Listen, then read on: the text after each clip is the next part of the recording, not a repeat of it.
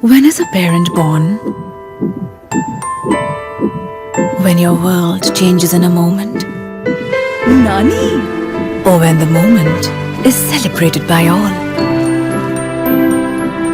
When you start learning again? Or with a new role? Is it your child's first breath? Or is it just a feeling? Parents are born when they fulfill a responsibility. Your child's umbilical cord blood can provide protection from 80 life-threatening diseases. Keep it safe with Asia's largest stem cell bank. Cord Life. One chance, one choice.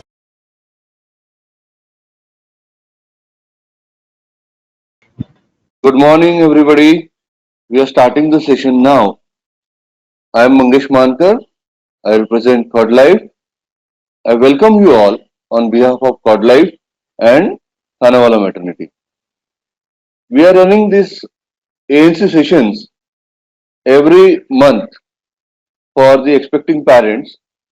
Morning session 10 to 12 is for first and second trimester, and evening session 4 to 6 is for expecting parents in third trimester. So, as per their needs, this session is designed.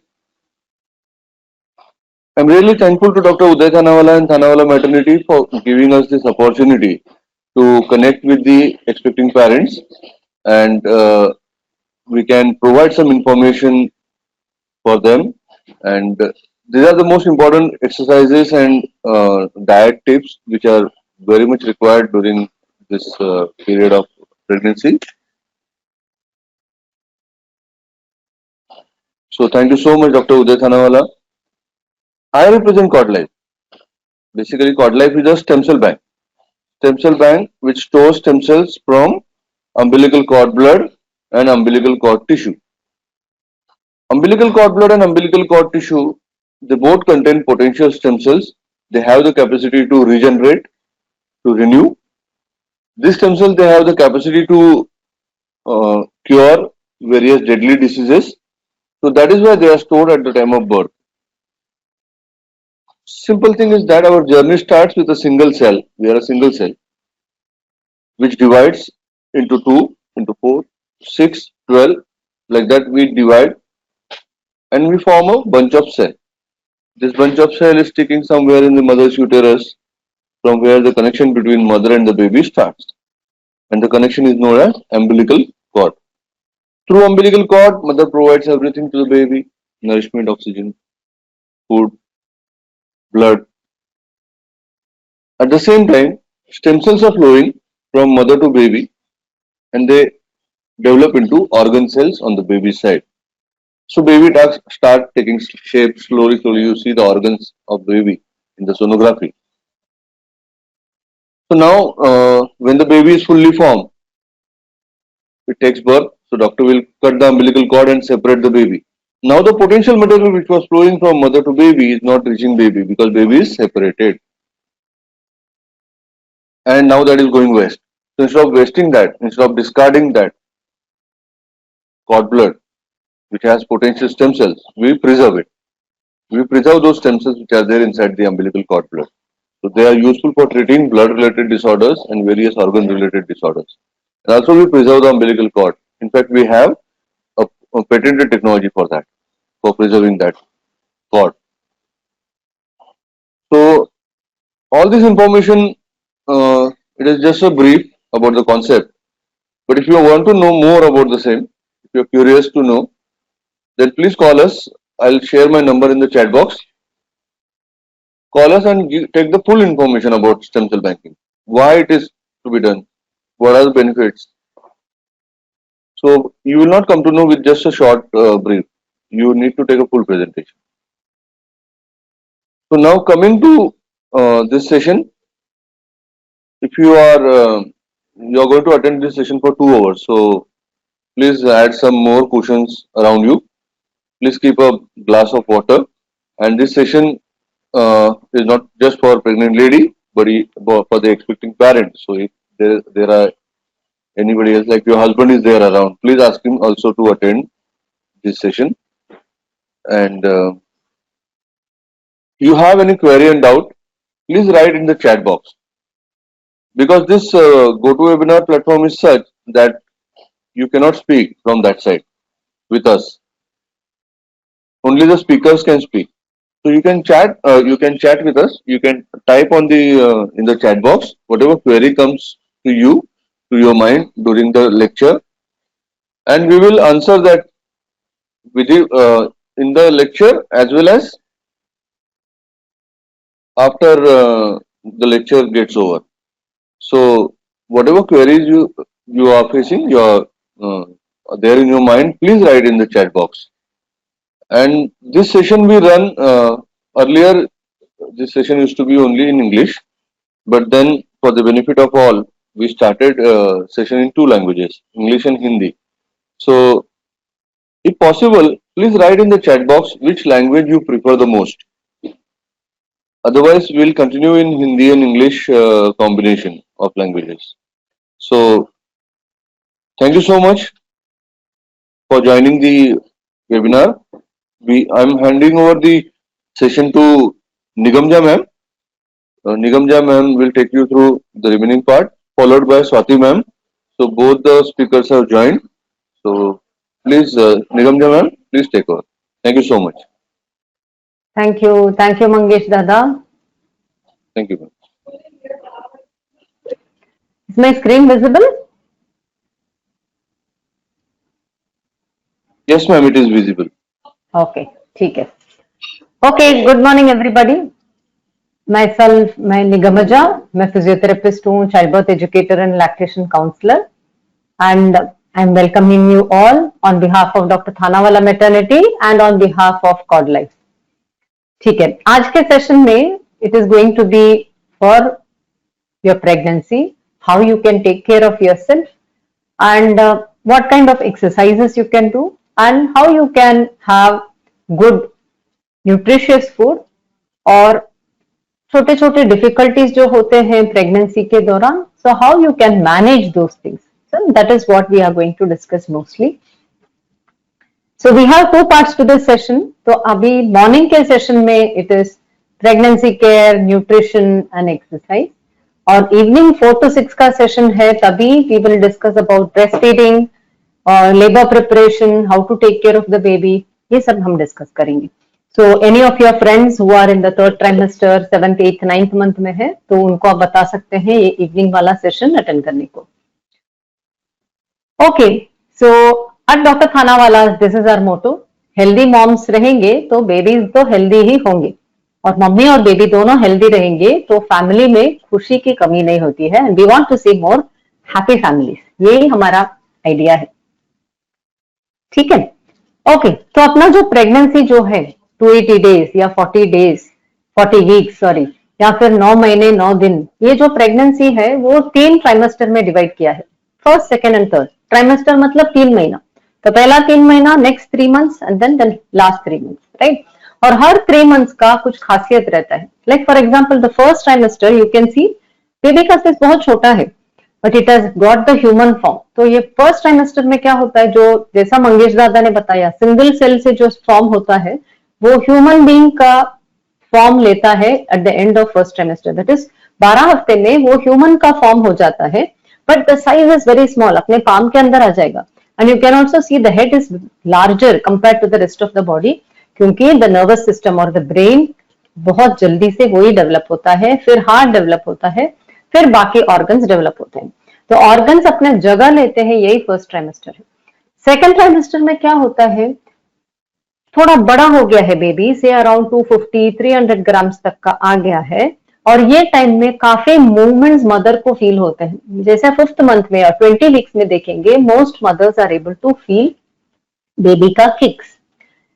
तो baby तो हिल रहा है 8 हफ्ते से ही, मतलब first trimester में भी बेबी हिल रहा है, पर मम्मी को समझ में आता है सेकेंड ट्राइमेस्टर में.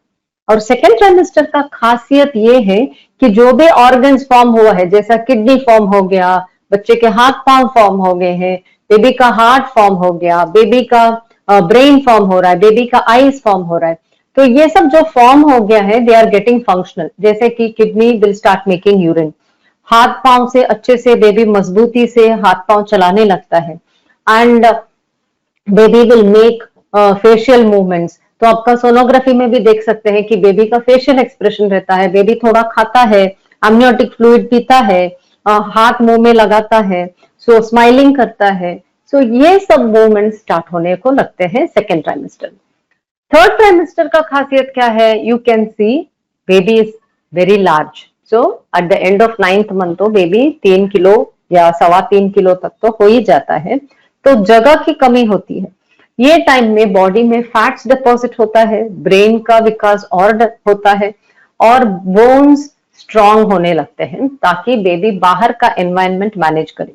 और 9th मंथ में बेबी का लंग्स में भी ब्रीदिंग का मूवमेंट आता है, पर अंदर पानी है, और जैसा बाहर आएगा तो लंग्स फूलने के लिए तैयार होते हैं। तो सर्फेक्टेंट करके एक केमिकल होता है, वो भी डेवलप होता है जो बच्चे को बाहर के वातावरण के लिए तैयार करता है। सो ये 9 महीने एक्चुअली बेबी के डेवलपमेंट के लिए बहुत बहुत जरूरी है, क्योंकि हर ट्राइमेस्टर में कुछ खास चीजें डेवलप होती है। और जैसा बेबी का डेवलपमेंट होता है आपके बॉडी में, मतलब मम्मी के बॉडी में काफी चेंजेस आते हैं। सो फर्स्ट ट्राइमेस्टर में तो किसी को मालूम नहीं पड़ता है आप प्रेग्नेंट हैं। सो पर अपने बॉडी में चेंजेस आते हैं, जैसे कि ब्रेस्ट में टेंडरनेस आता है, तो नॉजिया है, वॉमिटिंग, ये सब स्टार्ट होने लगते हैं।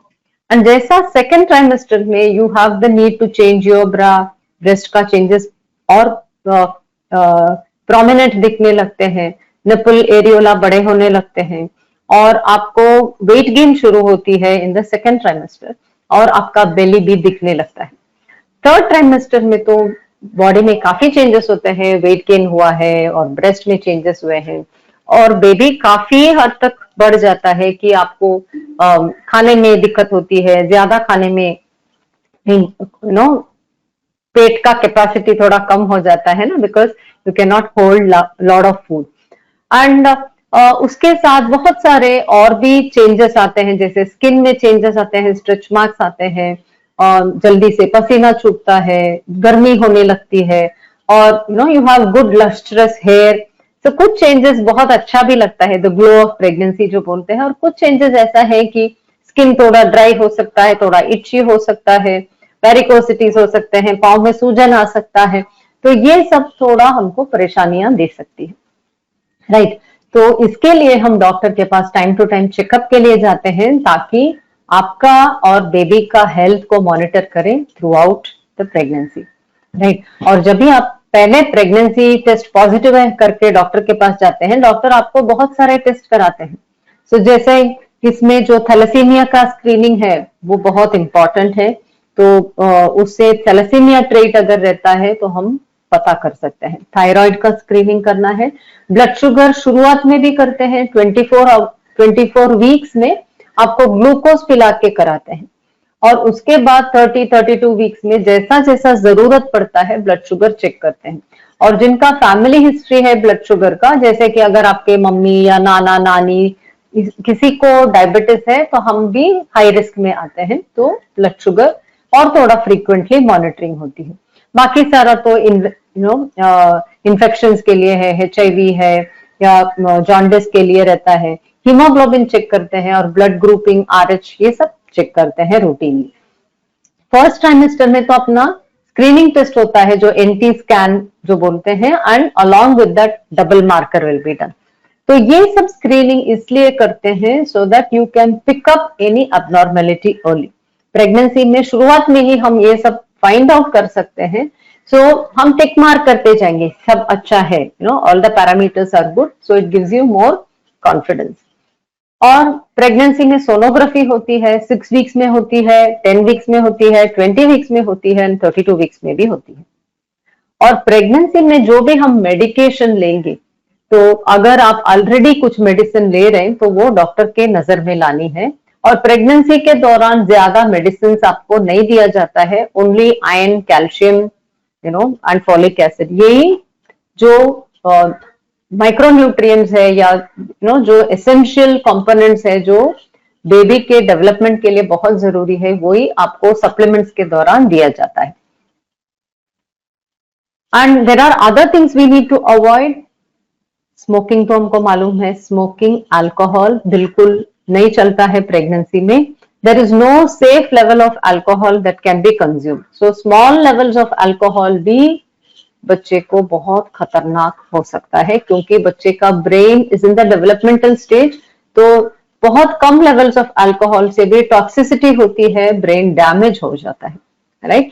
When it comes to smoking, सिर्फ मम्मी स्मोक नहीं करेंगे काफी नहीं है, मदर को स्मोक फ्री एनवायरनमेंट चाहिए, घर में भी, वर्क प्लेस पे भी, एवरीवेयर, ठीक है। तो आप स्मोक फ्री एनवायरनमेंट घर में देना बहुत जरूरी है। घर के अंदर कोई स्मोकिंग नहीं करेगा, या स्मोकिंग अगर पार्टनर करते हैं तो उसके बाद मुंह रिंस करना, ये सब बहुत इंपॉर्टेंट होता है। And other things which we need to remember are chemical exposure कम करना है। अगर आप केमिकल्स को हैंडल करते हैं, जैसे कि जिस कॉस्मेटोलॉजिस्ट हैं, बहुत केमिकल्स, हेयर डाई वगैरह हैंडल करते हैं, तो ग्लव पहनना पड़ता है। And usually other chemical industries में they have their protocol for pregnant ladies, तो कंपनीज बता देते हैं। एंड रेडिएशन एक्सपोजर तो बिल्कुल नहीं चाहिए। सो एक्सरे रूम है, सीटी स्कैन, एमआरआई के रूम में प्रेग्नेंट लेडीज को नहीं जाना है। एंड ऑल्सो स्ट्रेस, अगर क्रॉनिक स्ट्रेस रहता है, छोटे छोटे बातों में हम बहुत स्ट्रेस लेते हैं, वैसा हमारा पर्सनालिटी है, या फिर अपनी जिंदगी में बहुत सारी चीजें होती है जिससे बहुत स्ट्रेस आता है, तो उससे भी हमको तकलीफें हो सकती है प्रेगनेंसी में। सो ये ध्यान में रखें कि कॉन्शियसली आप स्ट्रेस अवॉइड करें, स्ट्रेस को कम करें। ये फैमिली मेंबर्स को भी बहुत ध्यान रखना है कि प्रेग्नेंट लेडीज को ज्यादा स्ट्रेस नहीं देनी है। And other things to avoid, अगर आप रोड में जो कैट्स रहते हैं, डॉग्स रहते हैं, वो पेट करने का आदत है, वो अवॉइड करना है, क्योंकि अगर आपके घर में आपके डोमेस्टिकेटेड एनिमल्स रहते हैं, जैसे आपके पेट्स हैं, तो उससे खतरा नहीं है क्योंकि वैक्सीनेटेड रहता है, पर जो स्ट्रीट कैट्स या स्ट्रीट डॉग्स रहते हैं, तो उसको पेट करने से हार्मफुल केमिकल्स, हार्मफुल जर्म्स हमारे बॉडी में जा सकता है, जिससे बेबी को भी इन्फेक्शन जा सकता है। द सेम वे गार्डनिंग करते हैं तो ग्लव्स पहन के करना है। कच्चा अंडे हैं या अनकुक्ड मीट, तो वो आपको कंज्यूम नहीं करना है। एंड फर्स्ट ट्राइमेस्टर में excessive body heat is also not good. इसके लिए जो सौनाज है या हॉट वाटर टब में सोक करना, वो भी हमको अवॉइड करना रहेगा। और करना क्या है, सो न्यूट्रिशियस फूड खाएं, फिट रहे, एक्टिव रहे, एक्सरसाइजेस करें, जो भी आपके डॉक्टर बताते हैं वो सब कंटिन्यू करें। And you should have a very happy and positive attitude, that is what is most important. Okay, so now ये आप सिर्फ गो थ्रू कीजिए। This is the RCOG guidelines about what is safe for pregnant ladies. So the excessive chemicals किसमें किसमें आता है वो दिया हुआ है, you can just go through it.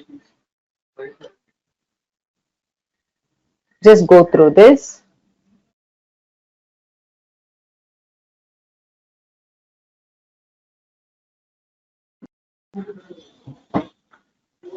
Okay.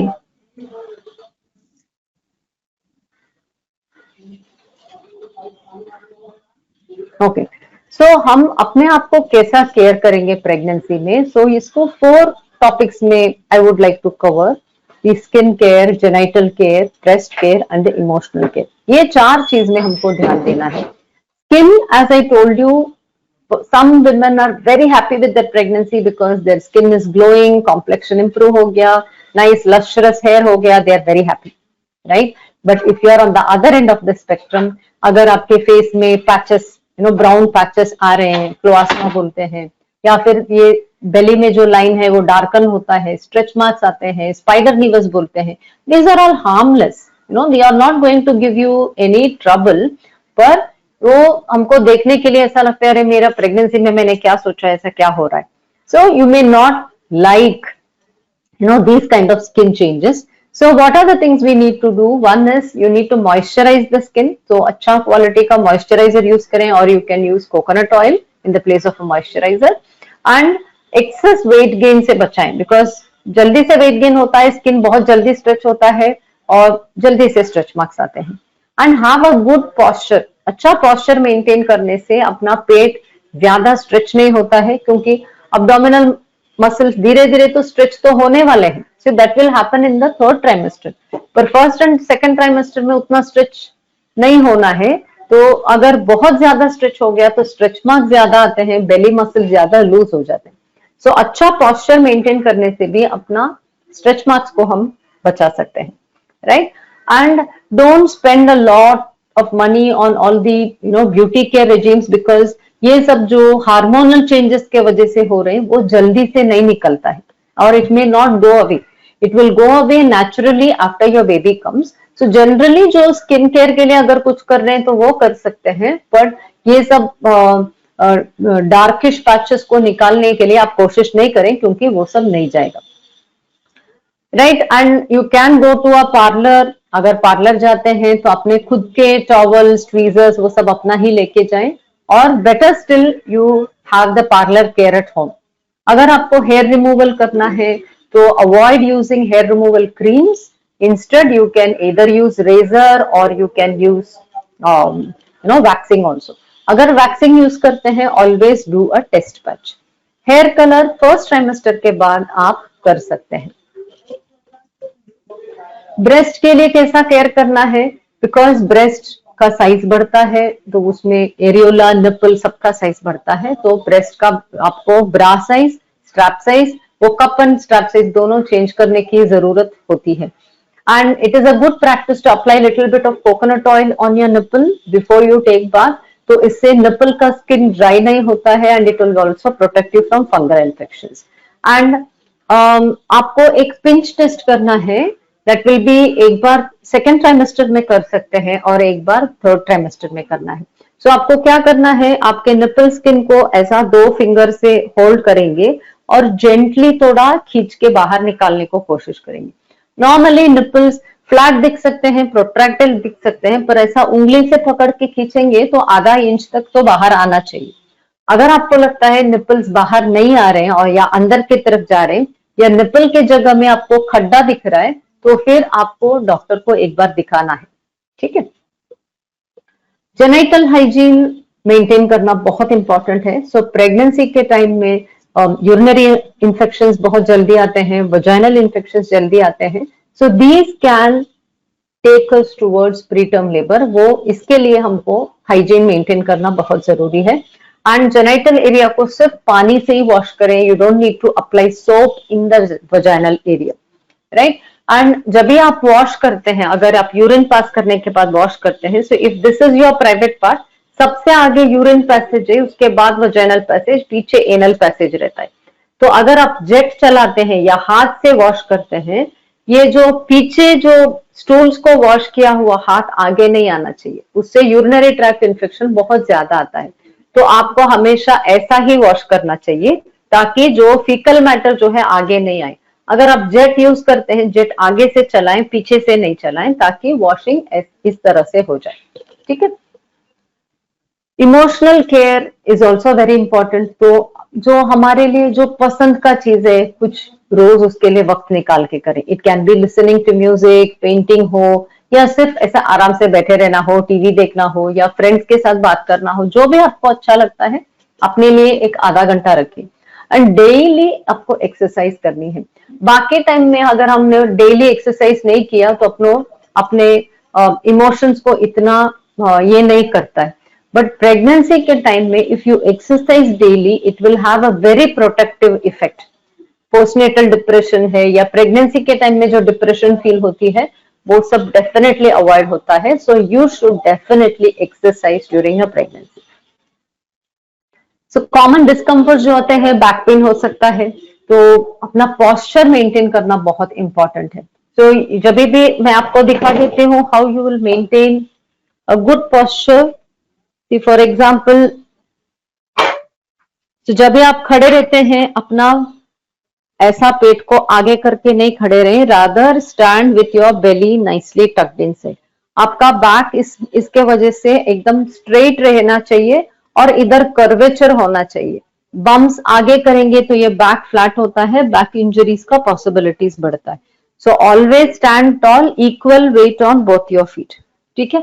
और अपना शोल्डर्स थोड़ा पीछे की तरफ रोल होना चाहिए, तो शोल्डर्स आगे करके अगर आपको रहने का आदत है तो सामने मिरर के सामने आते जाते आप पोजीशन करेक्ट कर सकते हैं। अगर कुछ भी आपको नीचे गिर गया है वो उठाने के लिए पैर थोड़ा चौड़ा करें, I hope you can see, knees थोड़ा सा बेंड करें और बम्स को पीछे करके आप पिकअप कर सकते हैं। You should avoid bending forwards like this with the knee straight. So keeping the legs wide, think as if you are going to sit on a chair and pick up things from the floor. So ये अपने लिए एकदम safe है, right? And back pain अगर रहता है तो ऐसा बैक के लिए जो कैट कैमल वाले एक्सरसाइजेस है वो सब हम कर सकते हैं। सो स्लीपिंग पोजिशंस, दोनों करवट में सो सकते हैं। सीधा सोना कम रखेंगे, मे बी शॉर्ट पीरियड के लिए कर सकते हैं, 10-15 मिनट अब सीधा सो लिया फिर करवट में चेंज कर लिया, राइट। और पिलो रख के सोना बहुत जरूरी है। वन सॉफ्ट कॉटन पिलो जो नेक को सपोर्ट करे, हाथ फ्री रहना चाहिए, जैसा ये पिक्चर में दिख रहा है, हाथ फ्री रहना चाहिए, हाथ को नीचे टफ नहीं करेंगे। और बेली को सपोर्ट करने के लिए एक छोटा पिलो भी रख सकते हैं। फर्स्ट 2 ट्राइमेस्टर्स में वो बहुत कंफर्टेबल रहता है। और जब भी उठते हैं करवट में टर्न होके स्लोली उठेंगे, सोने के टाइम में भी करवट में होके फिर आप लेटेंगे, ऐसा सीधा सीधा नहीं लेटना चाहिए। सिटिंग पोजीशन, कंफर्टेबल पोजीशन बहुत सारे मिल सकता है, सो डोंट वरी। अगर आप फ्लोर में बैठते हैं तो नीचे कुशन रख के बैठ सकते हैं, या पाट के ऊपर बैठना वो भी अच्छा है। लो सोफास में बैठना थोड़ा कम कीजिए, जब भी बैठना रहेगा पीछे कुशन रख के बैठ सकते हैं। प्रिफरेबली हाई चेयर्स में बैठ सकते हैं, जैसा डाइनिंग चेयर्स होगा वो बेस्ट है। चेयर में अगर आप उल्टा होके बैठते हैं, जैसा डाइनिंग चेयर में उल्टा होके बैठेंगे और उसमें ऐसा हाथ ऊपर पकड़ेंगे, वो बहुत अच्छा रहता है। See like this, you can sit उल्टा और हाथ ऐसा बैक रेस्ट में ऐसा रख सकते हैं। ये पोजीशन में रेस्ट करने के लिए भी अच्छा रहता है, अगर आपको थोड़ा टाइम के लिए रेस्ट करना है। And you can use a cushion, back support के लिए कुछ यूज कर सकते हैं। कमर्शियल बैक रेस्ट भी आता है।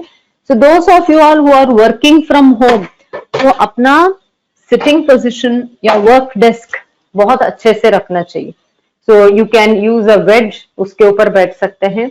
टेबल में ये जो पोजीशनिंग जो है वो बहुत इंपॉर्टेंट है। ये पिक्चर में जैसा ये लेडी ने जो only hands are there on the keyboard, पूरा हाथ ऐसा फ्री लटक रहा है, तो इससे शोल्डर में वगैरह बहुत पेन आ सकता है। तो जब भी हम बैठते हैं अपने दोनों पैर जमीन पे टिकना चाहिए। और अभी मैं आपको दिखाती हूँ। So if I have to use the keyboard, my entire forearm should be on the table. ऐसा अपना डेस्क को आप पोजीशन कर लेंगे सो दैट आप ज्यादा कंफर्टेबली काम कर सकते हैं। आपका शोल्डर डैंगल नहीं होगा, तो शोल्डर, नेक, अपर बैक में पेन नहीं आएगा। Pelvic joint pain can happen. Pelvic joint pain कैसा फील होता है? You may feel pain on the buttock area और इन द प्यूबिक एरिया। और पेन यूजुअली मैक्सिमम रहता है when you are moving after rest. जैसे कि अगर आप सोए हैं, करवट चेंज करने को जाते हैं, बहुत पेन होता है। या फिर आप बैठे हुए हैं, उधर से उठने वाले हैं, तभी बहुत पेन होता है। Otherwise when you are moving, ऐसा मूवमेंट करते हैं या कंटिन्यूस कुछ एक्टिविटी कर रहे हैं, तभी पेन नहीं रहता है। ये बहुत टिपिकल है पेल्विक जॉइंट पेन का। तो ये पेल्विक जॉइंट पेन को कम रखने के लिए हमको क्या करना है? एक पैर में खड़े रहने वाले चीजें नहीं करनी है। जैसा एक पैर से उठा के अगर आप चप्पल पहनते हैं या पैर से सामान उठाते हैं, या फिर टू व्हीलर में ऐसा करके बैठते हैं, तो टू व्हीलर नहीं चलानी है, टू व्हीलर में पीछे भी नहीं बैठना है। तो ये सबसे पेल्विक जॉइंट पेन बढ़ सकता है। खड़े रह के अगर आप पैजामा पहनते हैं, तो ये सब में पेल्विक जॉइंट पेन बढ़ सकता है। एंड फ्लोर में ज्यादा बैठे रहेंगे उससे भी आपका पेल्विक जॉइंट पेन बढ़ता है। और जो एसिमेट्रिक बैठते हैं, मतलब एक साइड में बैठते हैं, पैर के ऊपर पैर डालते हैं, तो एक बम में वजन आता है। तो ऐसा बहुत सारे चीजें रहती है जिससे हमारा पेल्विक जॉइंट पेन बढ़ सकता है। ठीक है, तो ये सब अवॉइड करेंगे तो अपना पेन कम रहेगा। Another important thing to remember is, अगर पेल्विक जॉइंट में पेन होता है कुछ मूवमेंट में, ये पेन को बर्दाश्त करके मूवमेंट करते नहीं रहना है, राइट। फॉर एग्जाम्पल, अगर मुझे उठ के टर्न करके उठने के टाइम बहुत पेन होता है, तो हमको क्या करना है, थोड़ा एडजस्ट करना है कि मेरा पेन कम हो जाए, बिना पेन के या कम पेन के साथ में कैसा उठूं वो देखना चाहिए। बहुत टाइम मदर्स क्या करते हैं, इग्नोर करते हैं, क्योंकि उनको बताया जाता है हाँ पेन तो रहता ही है प्रेगनेंसी में, इसके लिए हाँ हूं नहीं करनी है, तुमको करना चाहिए सब। तो कुछ लेडीज सब पेन को बर्दाश्त करते करते मूवमेंट करते हैं और वो पेन बढ़ता जाता है, वो कम नहीं होता है, right. So you have to pay attention to the pain, और जब वो पेन को कम करके मूवमेंट को कर लेना चाहिए, क्योंकि इट विल हैपन टिपिकली जब भी आप रेस्ट के बाद मूवमेंट करते हैं, तो वो मोमेंट में अगर हम ध्यान देंगे और पेन के बिना मूवमेंट कर लेंगे तो it will be very useful to you. Footwear में ध्यान दीजिए, सो नाइस फ्लैट फुटवेयर या चौड़ा फुटवेयर, वो सब कंफर्टेबल रहता है प्रेगनेंसी में। सो द राइट साइड में जो भी दिया है, ब्रॉड स्ट्रैप्स है, चौड़ा है फुटवेयर, एंड हल्के से हील रहेगा, nice comfortable shoes, these are all good. एकदम क्लोज शूज है, हार्ड हील है, एकदम पतला वाला फ्लैट है, और जिसमें इलास्टिक वाले स्ट्रैप्स है, एकदम ऊंचे हील है, ज्यादा सपोर्ट नहीं है, these are not the footwear which we can use during pregnancy. Driving आप कर सकते हैं, you can definitely drive four wheeler with the seat belt, have adequate distance between the steering wheel and your belly, right. Two wheelers drive करना, pillion में जाना, दोनों avoid करेंगे, ठीक है। सो if you have any questions, we will take that, otherwise we are going to do some exercises. Let me give you 2 minutes gap here, तो आपको questions कुछ रहेगा तो वो भी पूछ सकते हैं, और थोड़ा पानी पी लीजिए and get ready for your exercises, क्योंकि अब हम बैठ के एक्सरसाइज करने वाले हैं, और थोड़ा स्टैंडिंग में भी कर सकते हैं। सो थोड़ा स्पेस रखिए, थोड़ा पानी वगैरह बाजू में रखिए, सो that you can comfortably do the exercises. I'm giving you 2 minutes break here so that you can get yourself comfortable, and if you have some questions you can ask them.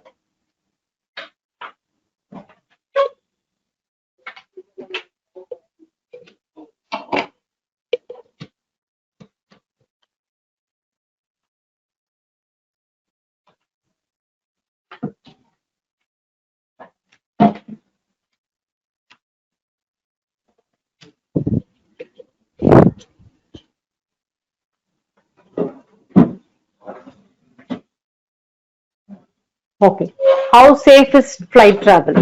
हाँ, so Jyoti, flight travel is very safe. तो अगर आप travel करना चाहेंगे तो आप definitely travel कर सकते हैं। तो पर यूजुअली वो फिट टू फ्लाई सर्टिफिकेट लेके जाना है, तो आपके डॉक्टर के पास आके फिट टू फ्लाई सर्टिफिकेट लेके फिर आप ट्रैवल कर सकते हैं। And different airlines have different protocol, तो कभी तक आप ट्रैवल कर सकते हैं वो इम्पोर्टेंट है। बहुत सारे एयरलाइंस 28 वीक्स या 32 वीक्स तक ही ट्रैवल करने को अलाउ करता है, तो वो आपको चेक करना है regarding the timing of your travel. और जब भी आप ट्रैवल करते हैं ये ध्यान में रखिए, तो you have to take adequate water, fluids लेना जरूरी है। एंड अगर लॉन्ग डिस्टेंस ट्रैवल वगैरह है तो अंदर भी थोड़ा चलना रहता है अगर लॉन्ग डिस्टेंस जाते हैं तो। अदरवाइज जब भी एयरपोर्ट में भी जाते हैं तो don't be remaining in one place, थोड़ा मूवमेंट रख सकते हैं so that you will be comfortable. अपना क्लोथिंग भी कंस्ट्रिक्टिव मत रखिए, and you can wear layers में। कभी कभी ठंड लगता है, कभी गर्मी लगती है, तो एक जैकेट रखेंगे, ऊपर एक स्टोल रख सकते हैं, so that when you feel cold you can wear the jacket. If you feel little hot, सिर्फ जैकेट निकाल दिया, you will feel comfortable. And socks पहन के जा सकते हैं, so that you can keep yourself warm, right? And tight वाले clothing नहीं होनी चाहिए, जो पेट को ऊपर टाइट फील हो जाए, या फिर केप्रीज जैसा है जिधर इलास्टिकेटेड पैंट्स वगैरह रहता है, तो वो अवॉइड करेंगे। क्योंकि ज्यादा there even if the flight time is less, हम एयरपोर्ट में पहले पहुंच जाते हैं तो काफी टाइम हम बैठे हुए रहते हैं, तो पैर सूज सकता है, तो टाइट क्लोथिंग के साथ सूजन ज्यादा बढ़ सकता है, right? So otherwise it is absolutely safe. Okay. So now should we start? Okay. What about radiation exposure while entering into malls or airport? Okay. हाँ ज्योति वो उधर radiations नहीं रहता है. So what they use is only infrared. So infrared is very safe. जो screening के लिए use करते हैं वो infrared rays use करते हैं तो उसमें कोई खतरा नहीं रहता है. Right? So malls में भी जो use करते हैं infrared use करते हैं. So that is safe.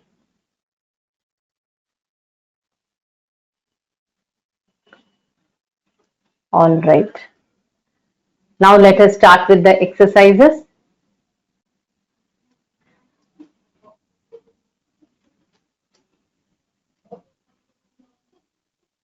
Okay. So we are going to do the exercises together.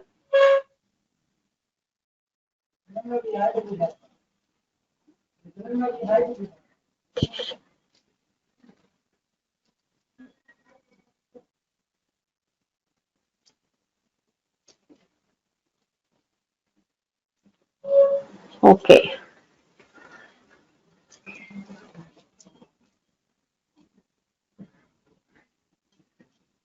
Okay. So अभी हम थोड़ा exercises कर लेते हैं. So then it is going to be good. Okay. So पहले अच्छे से बैठ जाएंगे. जिधर भी आप बैठते हैं आपका पैर जमीन पे टिकना चाहिए. बॉडी स्ट्रेट रहेगा. This is a good starting position. Right. So पहले हम थोड़ा सा breathing exercise कर ले. So breathing exercise में let us do one simple breathing exercise. इसमें हम क्या करेंगे? प्राणायाम करेंगे. So we all know thumb and little finger use करेंगे. एक नाक बंद करना है. Slowly inhale.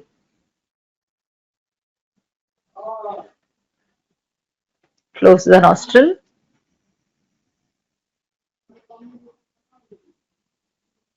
वापस सेम साइड से inhale.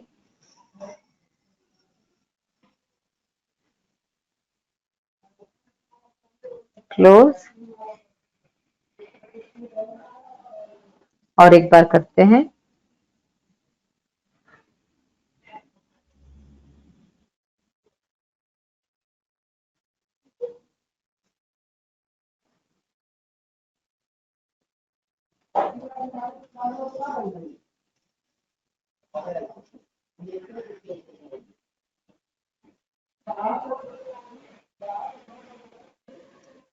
This is a very good breathing exercise to do जिससे lungs का expansion अच्छा होता है. Now we will do one more breathing.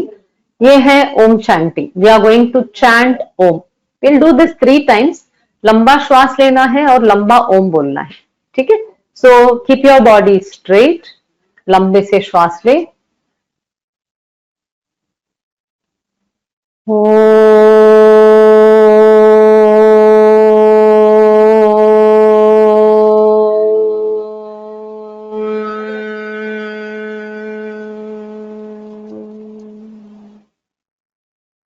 Two more times.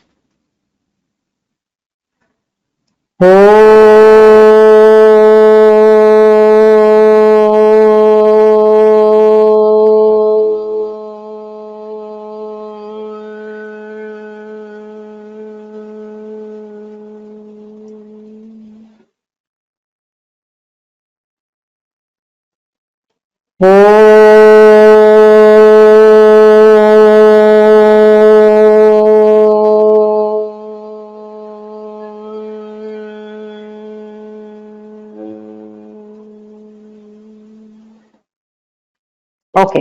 ये इजी है. तो ये बहुत रिलैक्सिंग वाला ब्रीदिंग रहता है. तो ये करने से you may feel more relaxed also. ठीक है. अपार्ट फ्रॉम दैट इससे बेबी के लिए एक्स्ट्रा ऑक्सीजन मिलता है जो अच्छा है. Right. Now we will do some simple stretches for the arms. क्योंकि नेक में अपर बैक में बहुत लोगों को पेन आता है. We will do some simple exercise for that. तो पहले आप हाथ इंटरलेस करेंगे. दोनों हाथ अच्छे से ऊपर करना है. अच्छे से स्ट्रेच करेंगे ऊपर के तरफ. फिर look at your hand. Slowly breathe करेंगे.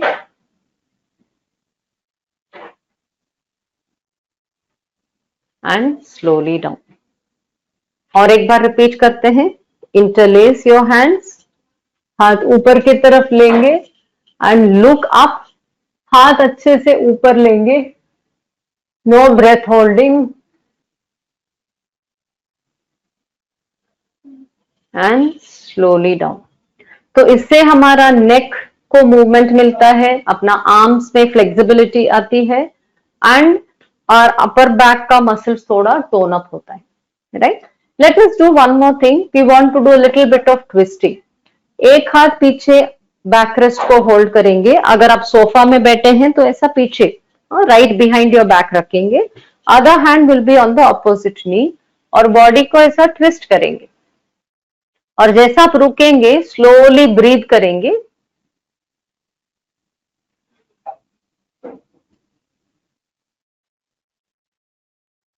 वापस आ जाएं। Now twist on the other side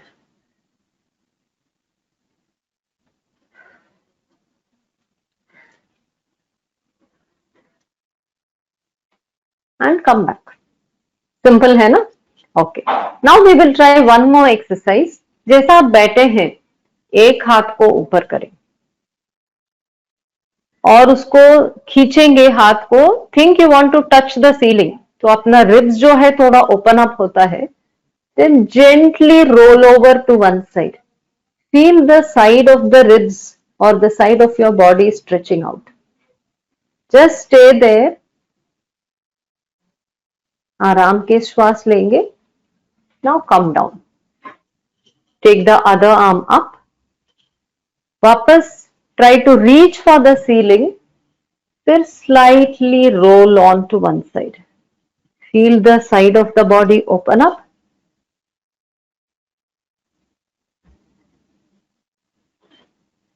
and slowly come down. और एक बार कर लेते हैं, हाथ ऊपर, लेंथन करेंगे और साइड में रोल। ये साइड ऑफ द बॉडी थोड़ा सा खुल जाता है। वापस आ जाइए, दूसरा हाथ ऊपर करेंगे और ऊपर सीलिंग की तरफ स्ट्रेच करें, फिर थोड़ा सा साइड बेंड। आराम से ब्रीदिंग,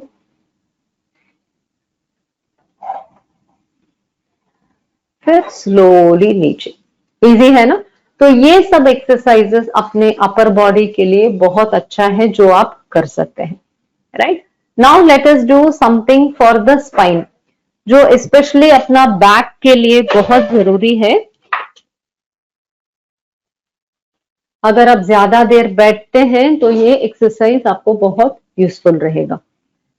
मैं आपको साइड से दिखाती हूँ ताकि आपको समझ में आए। आपका बैक एकदम स्ट्रेट रखना चाहिए, ऐसा। हम अभी क्या करेंगे, पीछे के तरफ रोल करेंगे। आपका पैर जमीन पे टिके रहना चाहिए, फीट ऑन द फ्लोर। ऐसा स्लाउच करेंगे, बैक गोल हो जाता है। फिर आप आर्च करेंगे कि आपका बैक पीछे की तरफ मुड़ता है। वापस स्लाउच करेंगे और आर्च करेंगे। स्लाउच, फिर आर्च, फिर स्लाउच, फिर आर्च, फिर स्लाउच, फिर आर्च। अभी बैक को स्ट्रेट रखिए। तो ये करने से अपना बैक कंफर्टेबल हो जाता है। उसके बाद जो बीच का पोजीशन लेंगे, वो पोजीशन में आधा घंटा आप कंप्यूटर में वर्क कर सकते हैं without any strain on your back. ठीक है, okay. So now let us do some standing exercise. खड़े रहेंगे, अगर फुटवेयर पहने हैं तो निकाल दीजिए। Okay, so now again I am going to show you from the side. Okay, ये अपना पोस्चर मेंटेन करने के लिए बहुत इंपॉर्टेंट है और आपके पेट के मसल्स के लिए इंपॉर्टेंट है। जब ये खड़े रहते हैं, दोनों पैर में इक्वल वजन, स्टैंड टॉल, शोल्डर्स को पीछे की तरफ करेंगे और पेट को हल्के से अंदर रखेंगे, राइट। अभी आपको मेरा पेट दिख रहा है ना, तो what you will do is हल्के से पेट को अंदर और काउंट करेंगे 1 2 3 4 5, फिर पेट को छोड़ देंगे। हाँ, तो ये पेट अंदर करना कैसा है, जैसा हम फोटो को पोज देते हैं तो थोड़ा पेट अंदर खींचते हैं ना, वैसा ही। हाँ, पर ब्रेथ होल्ड नहीं करेंगे। सो हल्के से पेट अंदर और काउंट करेंगे 1 2 3 4 5, फिर छोड़ देंगे। आपको फील हो रहा है ना, दिख रहा है ना, मेरा भी पेट दिखेगा आपको, और आपका हाथ अपने पेट में रखना चाहिए तो आपको फील होगा। तो जब भी पेट अंदर खींचेंगे आपका हाथ थोड़ा सा पेट के नजदीक जाएगा। काउंट करेंगे 1 2 3 4 5, फिर छोड़ देंगे और एक बार करेंगे अंदर, count 1 2 3 4 5। Okay, so another thing which we can do is, सामने से मैं आपको दिखा रही हूं, हम हिप्स को साइड टू साइड थोड़ा हिलाएंगे और यू डू स्मॉल सर्कल्स। तो नीज को स्ट्रेट रखना है, सिर्फ कमर को ऐसा गोल गोल घुमाएंगे। तो मैं साइड से भी दिखाती हूं, ऐसा गोल गोल घुमाएंगे। तो ये अपना पेल्विक जॉइंट्स और बैक के लिए बहुत अच्छा है। तो पेल्विक जॉइंट पेन से हमको बचाएगा। नाउ दूसरा डायरेक्शन में भी घुमाएंगे। यस, इजी है ना। Now another exercise we are going to do is half squat. मतलब आप क्या करेंगे, ऐसा खड़े रहेंगे, सिर्फ थोड़ा सा सिटिंग जैसा करेंगे, पूरा नहीं बैठना है, इतना ही। And stand, sit stand, sit stand, sit stand. ये जब भी करते हैं नी को आगे नहीं मोड़ना है, बम्स को पीछे करना है। ठीक है, बम्स पीछे एंड स्टैंड, बम्स पीछे एंड स्टैंड, बम्स पीछे and stand. Easy. We will do one more thing जो काफ रेसेस है। आपको शायद नहीं दिखेगा, एक minute, I will reposition this.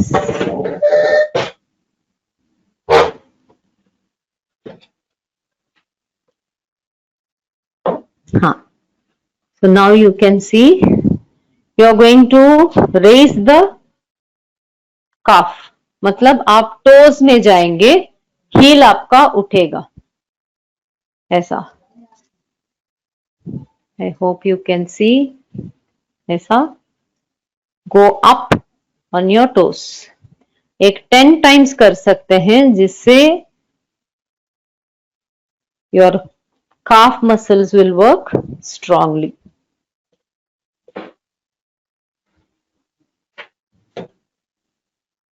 Okay, so these are some of the exercises which we can do safely throughout our pregnancy, right?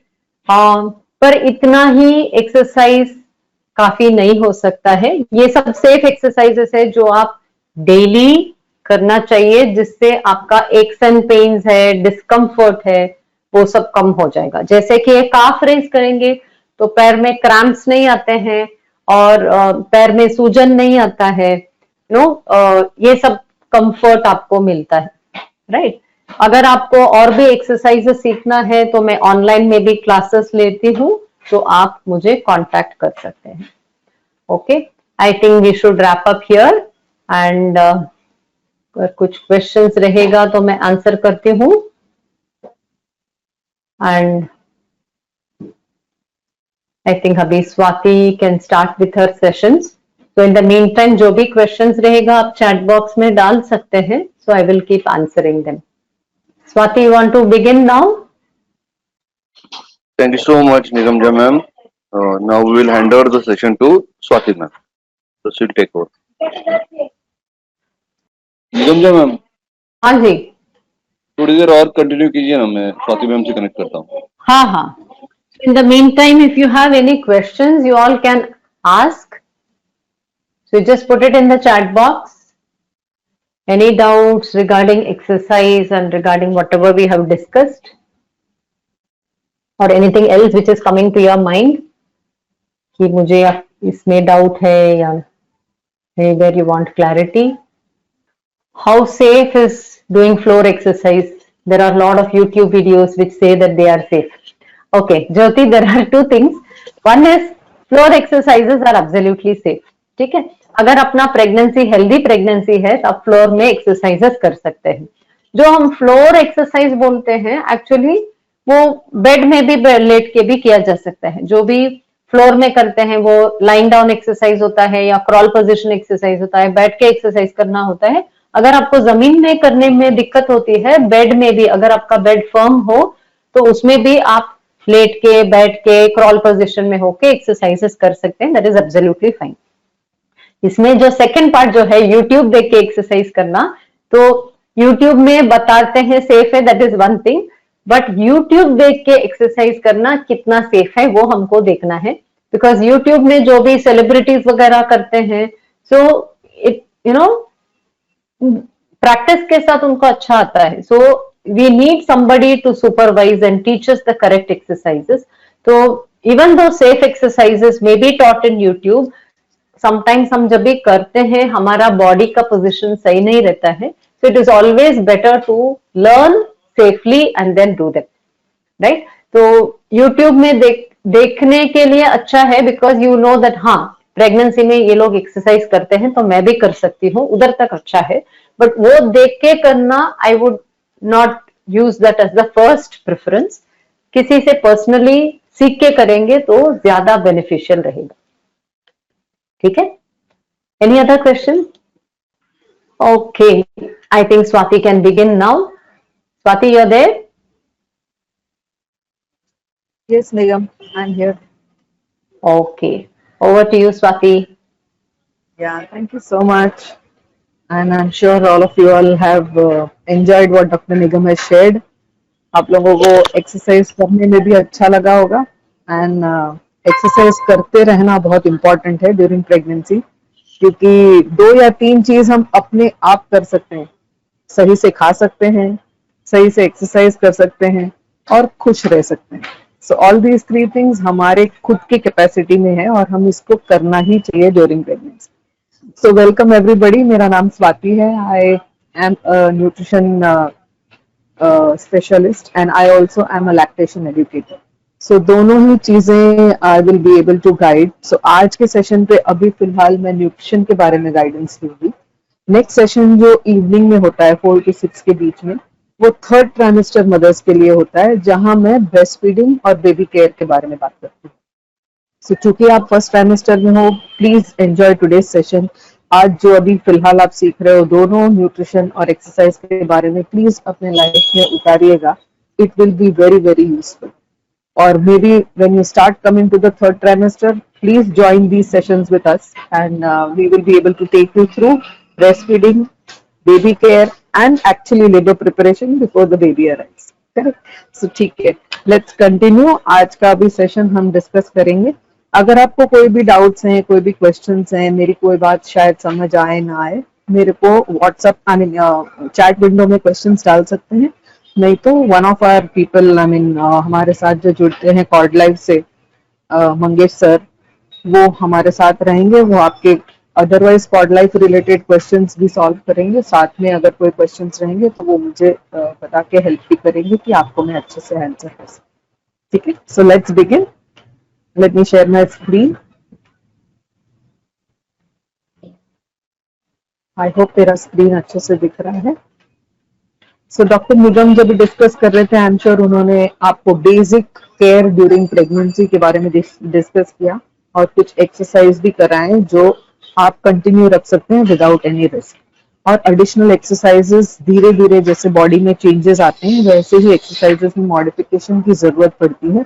जिस तरह शुरुआत में न्यूट्रिशन क्या रहता है और धीरे धीरे प्रेगनेंसी एडवांस होने पे न्यूट्रिशन में भी कुछ चेंजेस आते हैं, उसी तरह जैसे बॉडी में चेंजेस आते हैं दोनों ही एरिया में थोड़े बहुत चेंजेस करने जरूरी रहते हैं. सो कीप योरसेल्फ अंडरस्टूड कि ये कैसे किया जा सकता है और हमारे साथ you can connect as and when is required. ठीक है, सो जनरली हम देखते हैं कि प्रेगनेंसी एक नहीं बहुत लंबा ड्यूरेशन होता है एक लेडी के लाइफस्टाइल। अब जितना हमारा बर्थ से लेके प्यूबर्टी तक जाता है, प्यूबर्टी से लेके एडल्टहुड तक जाता है, उसके बाद जो नेक्स्ट चेंज आता है इस प्रेगनेंसी, जब हम वुमेन लाइफ साइकिल देखते हैं। और ये जो 40 वीक्स का टेन्योर होता है ड्यूरिंग प्रेगनेंसी बहुत स्पेशल होता है। ना केवल कि there is bodily changes but there are huge other things जो आप एंजॉय करते हैं ये फेज में। करेक्ट। एक एक थॉट से हम शुरू करते हैं कि वी वांट टू कंसीव। जब कंसेप्शन होता है उसके बाद हम कितना खुशखुशाल रहते हैं जब तक कि बेबी बॉर्न होता है। तो ये पूरा 3 ट्राइमेस्टर का जो सफर है उसको हम कैसे हैंडल करेंगे, ये जानना बहुत ही अहमियत रखता है, ना केवल मदर के लिए बट ऑल्सो फादर के लिए। सो बहुत सारे हमारे फादर्स भी ज्वाइन होते हैं स्पेशली सेकेंड सेशन के लिए, जब वो मदर्स को लेबर, ब्रेस्ट फीडिंग और बेबी मैनेजमेंट में भी मदद कर सकते हैं। और ये सेशन में भी अगर किसी फादर्स को ज्वाइन करना होता है तो हम बहुत खुशी से उनको इनवाइट करते हैं, क्योंकि वो जान लेते हैं कि what are important things for the mother to do during pregnancy. ठीक है। सो ये फर्स्ट ट्राइमेस्टर जो हम नापते हैं इस पहले 14 हफ्ते आफ्टर यू कंसीव। सो आपको पहले 6 से 7 हफ्तों तक पता तक नहीं होता है कि कंसेप्शन हो चुका है। करेक्ट। नॉर्मली हर एक जन की साइकिल, जो पीरियड्स की साइकिल होती है, करीब 28 दिन से 35 डेज के टाइम ड्यूरेशन में होती है। सो करीब 5 हफ्ते तो एक मंथ में ही चले जाते हैं, 4.5 से 5 मंथ। फिर जब आप एक हफ्ता रुक जाते हैं और 2.5 हफ्ता रुक जाते हैं, तब आपको जाके आप प्रेगनेंसी का टेस्ट करते हैं। यानी करीब करीब 6 से 7 हफ्तों तक शायद आपको पता तक नहीं होता है कि प्रेगनेंसी है। तो उसके बाद के जो हफ्ते हैं, यानी 7 से लेके 14 हफ्ते, ये हमको बहुत प्रेशियस और अच्छी तरह से गुजारने हैं। और यहाँ हम फोकस रखेंगे न्यूट्रिशन के हिसाब से, जहाँ हमारा विटामिन और मिनरल्स बहुत अच्छी तरह से आए, ताकि बच्चे के जो इनिशियल ग्रोथ के लिए जो जरूरत है वो उनको एडिक्वेट प्रोपोर्शन में मिले। यहाँ ये भी जानना जरूरी है कि केवल बच्चा नहीं ग्रो हो रहा है, आप भी साथ में ग्रो हो रहे हैं। करेक्ट। तो मदर की भी ग्रोथ का ध्यान रखना है, क्योंकि मदर के बॉडी में खूब सारे चेंजेस आते हैं ड्यूरिंग प्रेगनेंसी। सबसे छोटा चेंज जो हम देखने जाएं तो ये है कि आपकी बॉडी का स्ट्रक्चर चेंज हो रहा है, आपकी बॉडी के अंदर कितने नए सेल्स बन रहे हैं, पूरा बच्चा नया निर्माण हो रहा है। सो आपकी बॉडी में तो खूब सारे चेंजेस आ रहे हैं। और ये आपको कब पता चलता है, जब आप सेकेंड ट्राइमेस्टर में जाते हैं, जब ये आपका 4th मंथ कंप्लीट करीब करीब होता है, मे बी 5th मंथ आधे में चले जाता है, उस वक्त आपको ध्यान आता है, क्योंकि बेबी अब बम्प के हिसाब से आपको दिखने लगता है। तो यहाँ आप देखेंगे कि यहाँ आपके सिर्फ माइक्रो न्यूट्रिएंट्स यानी सिर्फ विटामिन मिनरल्स नहीं, लेकिन ओवरऑल कार्बोहाइड्रेट, प्रोटीन, फैट, सभी चीजों की एक्स्ट्रा जरूरत पड़ती है, क्योंकि आपकी बॉडी और आपके बेबी के बॉडी को इनफ न्यूट्रिशन मिले। और ये सेम चीज 3rd ट्राइमेस्टर में कंटिन्यू होती है।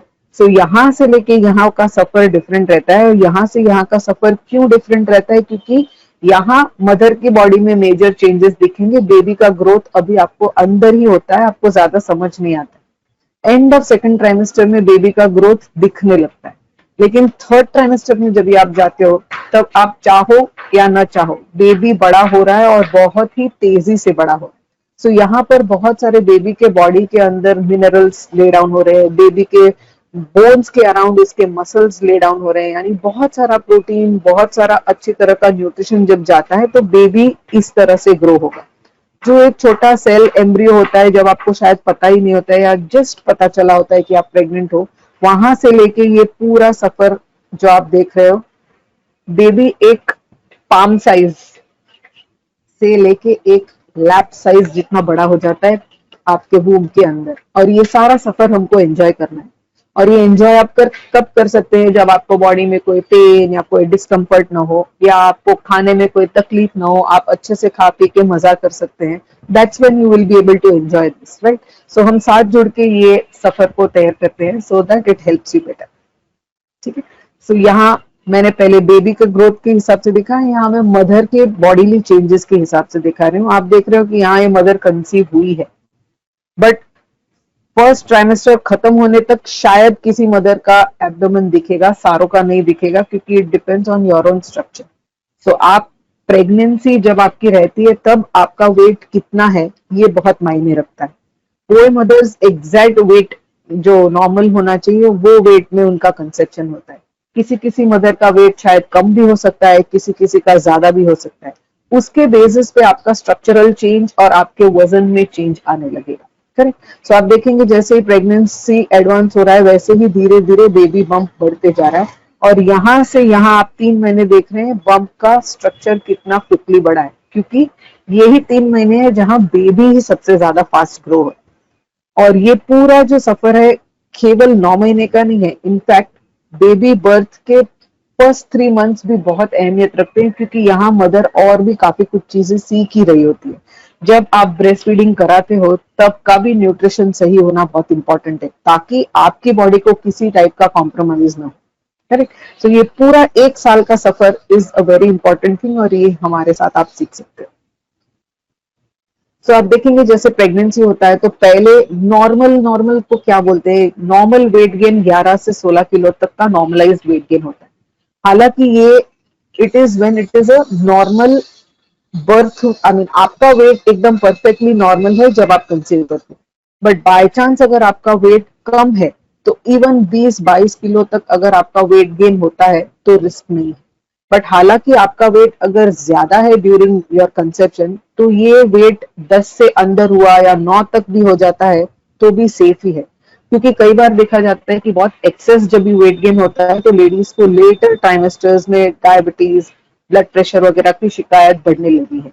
आजकल के सेडेंटरी लाइफस्टाइल के कारण, बहुत एक्टिविटी नहीं होने के कारण जो भी आप खाते हो नहीं बहुत सारा स्टोर हो जाता है, और वो स्टोर होने के कारण वेट गेन क्विकली होता है, और वो काफी यूटिलाइज जब भी नहीं होता है तो ये एक्सेस न्यूट्रिशन के कारण भी कभी कभी दिक्कतें आ सकती है। सो इट इज इम्पोर्टेंट कि हर एक बॉडी के लिए कितना न्यूट्रिशन चाहिए वो अच्छे से प्लान करा जाए। राइट। और आप देखेंगे कि वेट गेन कैसे होता है। सो पहले ट्राइमेस्टर में जैसे मैंने पिक्चर दिखाया मेजर वेट गेन नहीं दिखेगा, बट सेकेंड ट्राइमेस्टर में मदर की बॉडी में चेंज आ रहे हैं और वेट जरूर बढ़ेगा। बट थर्ड ट्राइमेस्टर में मदर का वेट नहीं बढ़ के बेबी का वेट बढ़ेगा। सो यू नो ब्रॉडली इसी तरह डिवाइड किया जाता है कि करीब करीब अगर लोअर एंड गिनते हैं 11 किलो तो इस तरह का बाइफर्केशन हो सकता है। कभी कभी +1 -1 वगैरह का चांसेस रहता है, बट हमको ये सोच समझ के चलना है कि हमको 20 या 25-30 किलो नहीं बढ़ाना है, क्योंकि दैट इज वेरी रिस्की। और ये भी समझ के चलना है अगर मेरा वेट कंसेप्शन के टाइम पे ही अगर एक्स्ट्रा है तो मुझे फिर भी 10 किलो भी नहीं बढ़ेगा तब भी सेफ है। यानी यू नो आपको डर नहीं लगना चाहिए कि मेरा वेट नहीं बढ़ रहा है। अच्छे न्यूट्रिशनिस्ट के साथ जब भी आप बात करते हैं तो आपके फूड के हिसाब से आपके बेबी के ग्रोथ में कहीं दिक्कत नहीं आएगी। ठीक है। और जब बड़ा रिलीफ कहाँ आता है, क्योंकि मदर्स को पहले लगता है कि प्रेगनेंसी में तो वेट बढ़ना चाहिए, लेकिन वेट बढ़ने के बाद प्रेगनेंसी जब खत्म होती है, जब बेबी बर्थ हो जाता है तब वेट जल्दी कम भी होना चाहिए। ये ही एक बड़ा चैलेंज है। करेक्ट। तो दोनों ही को हमको अच्छे से टैकल कर सकते हैं। और फर्स्ट रिलीफ कहाँ आता है, जैसे ही बेबी बॉर्न होता है करीब करीब आधा बढ़ा हुआ वेट कम हो जाता है। So that's a big success. Correct. उसके बाद वाला जो वेट है वो धीरे धीरे जैसे आप ब्रेस्ट फीडिंग करोगे वैसे वैसे थोड़ा बहुत वेट यूटिलाइज होने लगता है। जो फैट स्टोर्स प्रेगनेंसी के दौरान जमे हैं इन द बॉडी वो इन एरियाज में जमते हैं, आपके ब्रेस्ट के एरिया में, थोड़ा ऑन द एब्डोमेन, आपके हिप्स पे, आपके थाइस पे, ये सारे एरियाज में आपका वेट बढ़ता है ड्यूरिंग प्रेगनेंसी।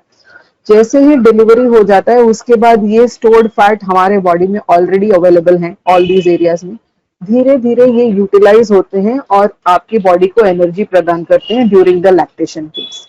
सो ज्यादा रिस्क नहीं होता है when you are gaining the right weight. Excess किया तो ये सारा वेट आप पे बना रहेगा, देन आपको आप काफी you know systematised diet and exercise plan लेके आपको वापस नियर नॉर्मल वेट पे आना पड़ेगा।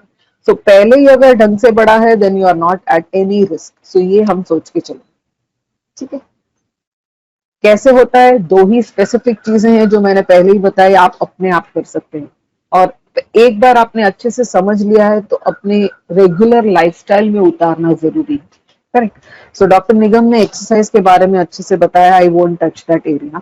हालांकि मील्स के बारे में आपको जानना इंपॉर्टेंट है, और मैं एक छोटे से डायग्राम से या छोटे से पिरामिड में एक्सप्लेन करना चाहती हूँ कि हम हमारे ओवरऑल न्यूट्रिशन में क्या क्या खाने और क्या क्या फूड्स आ सकते हैं।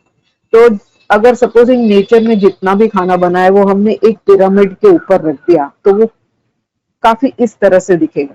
जो लोवेस्ट वाला रंग है उसमें हम सारे धान्य, कडधान्य, दालें, ये सारों को प्लेस करते हैं, क्योंकि यही चीजें हैं जो हम करीब करीब हर एक मील में खाते हैं। चाहे मैं ब्रेकफास्ट खाऊं, चाहे मैं लंच खाऊं या डिनर खाऊं, कुछ न कुछ धान्य की चीज या कुछ न कुछ दाल में से आइटम जरूर वो मील में आती है। और अगर नहीं आती है तो कहीं ना कहीं हमारी एनर्जी कॉम्प्रोमाइज रह सकती है, ये हमको ध्यान में रखना है। सेकेंड चीज जो हम देखते हैं कि इसके ऊपर का जो रंग आता है जो थोड़ा छोटा होता है compare to this broad one, वहां पर हम ये चीज रखते हैं जो हमको प्रोटेक्शन देते हैं बॉडी के लिए। अब ये प्रोटेक्शन कौन सी चीजें दे सकते हैं, तो आपके विटामिन हैं, आपके मिनरल्स हैं, ये दोनों ही चीज को हम माइक्रो न्यूट्रिएंट्स की तरह जानते हैं, हम उस कैटेगरी में डालते हैं। तो ये जो फ्रूट्स हैं वो नेचुरली बहुत पोटेंट होते हैं, सारों में अच्छे विटामिन मिनरल्स मिलते हैं। और चूंकि हम इनको ज्यादा पकाते नहीं, हम उसको नेचुरल वे में ही खाते हैं, वो सबसे बेहतरीन आपको माइक्रो न्यूट्रिएंट्स दे सकते हैं। सेकंड कौन सा चीज आता है, तो आपकी सब्जियां हैं।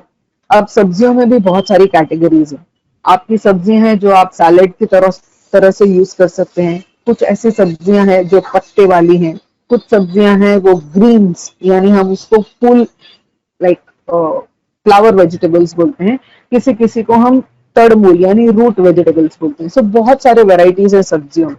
सो जब हम सैलेड वेजिटेबल्स कुक्ड फॉर्म में खाते हैं तो उसकी थोड़ी न्यूट्रिशन कम आती है। सो सैलेड वेजिटेबल्स जो हम नॉर्मली कच्चा रॉ खा सकते हैं, वी कैन ईट, बट यहाँ एक सबसे बड़ा चैलेंज ये होता है कि ऐसे नहीं होना चाहिए कि वो चीज में ऑलरेडी कोई इन्फेक्शन हो, क्योंकि प्रेगनेंसी के दौरान हम ऐसा नहीं चाहते हैं कि किसी भी तरह का इन्फेक्शन थ्रू आउट प्रेगनेंसी हो।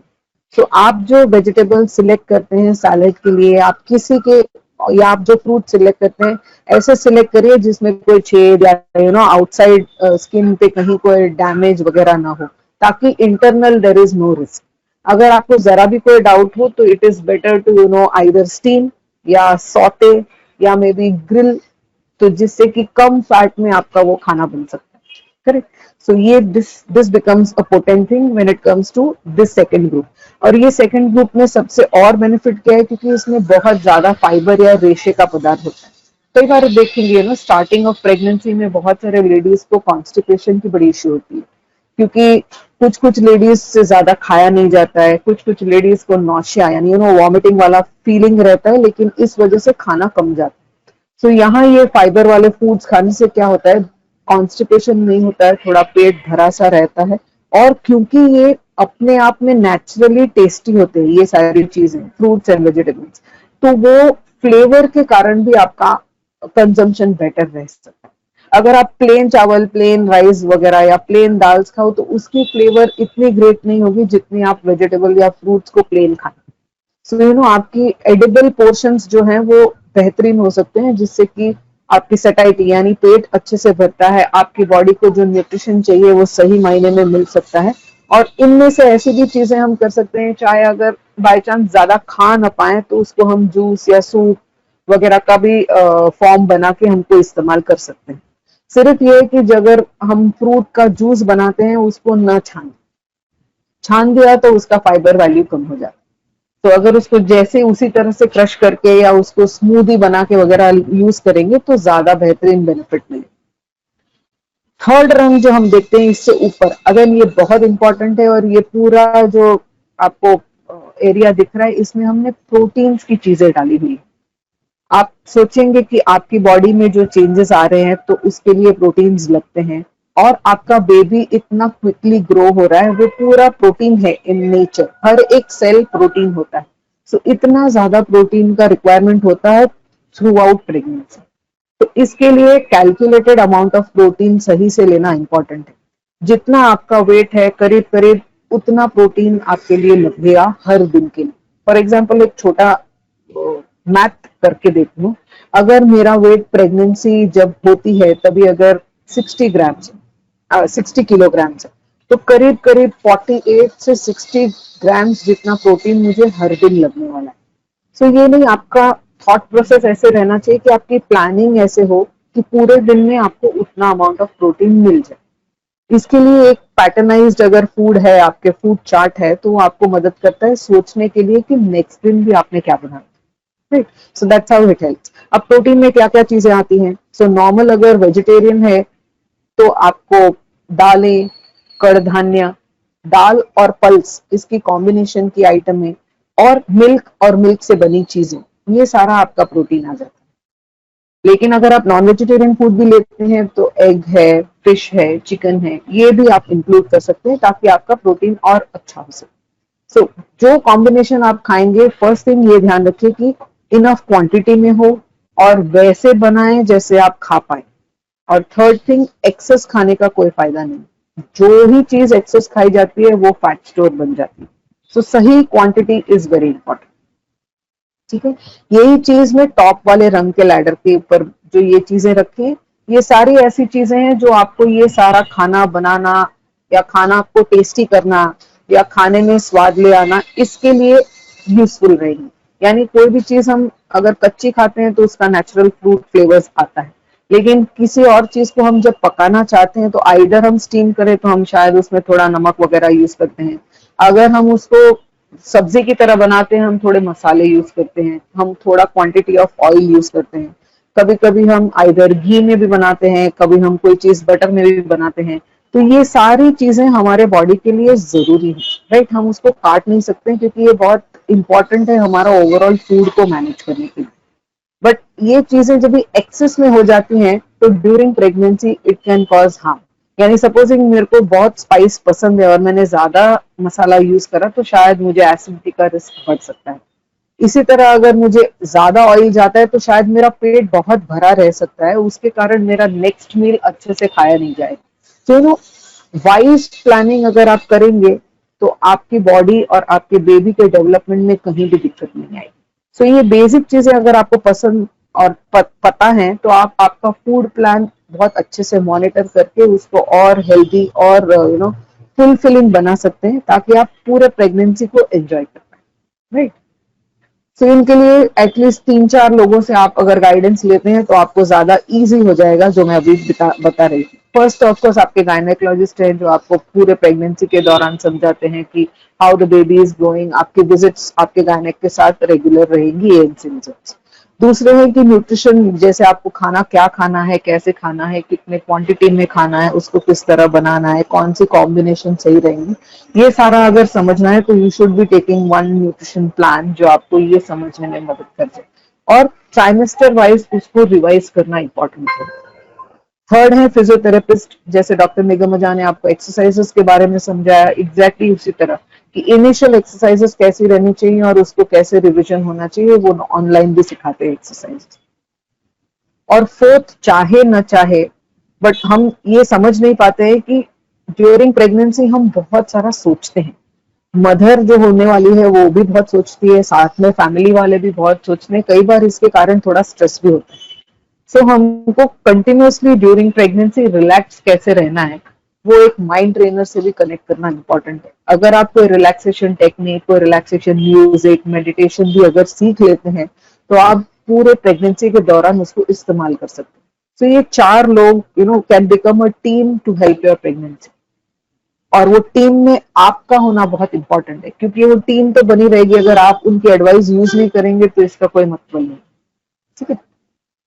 सो जनरली हम ये स्पेसिफिक ध्यान देते हैं कि प्रेगनेंसी में न्यूट्रिशन क्यों सही होना चाहिए। पहले तो हर ट्राइमेस्टर के हिसाब से सही वेट गेन हो, ना एक्सेस ना कम। बच्चे के जो ग्रोथ हो रहा है उसको भी हम सही जांचेंगे। सो जब आप सोनोग्राफी स्कैन के लिए जाते हैं तभी बच्चे का कितना वेट बढ़ा है, बच्चे की फीमर यानी उसके जो हड्डियों का कितना लेंथ बढ़ा है, ये सारा जांचा जाता है। तो वो अगर सही, जैसे डॉक्टरों ने आपको एडवाइस करा है कि जब आपको यूएसडी स्कैन कराना है वो तब कराना जरूरी इसलिए होता है कि आपको बच्चे की ग्रोथ का अंदाज हो।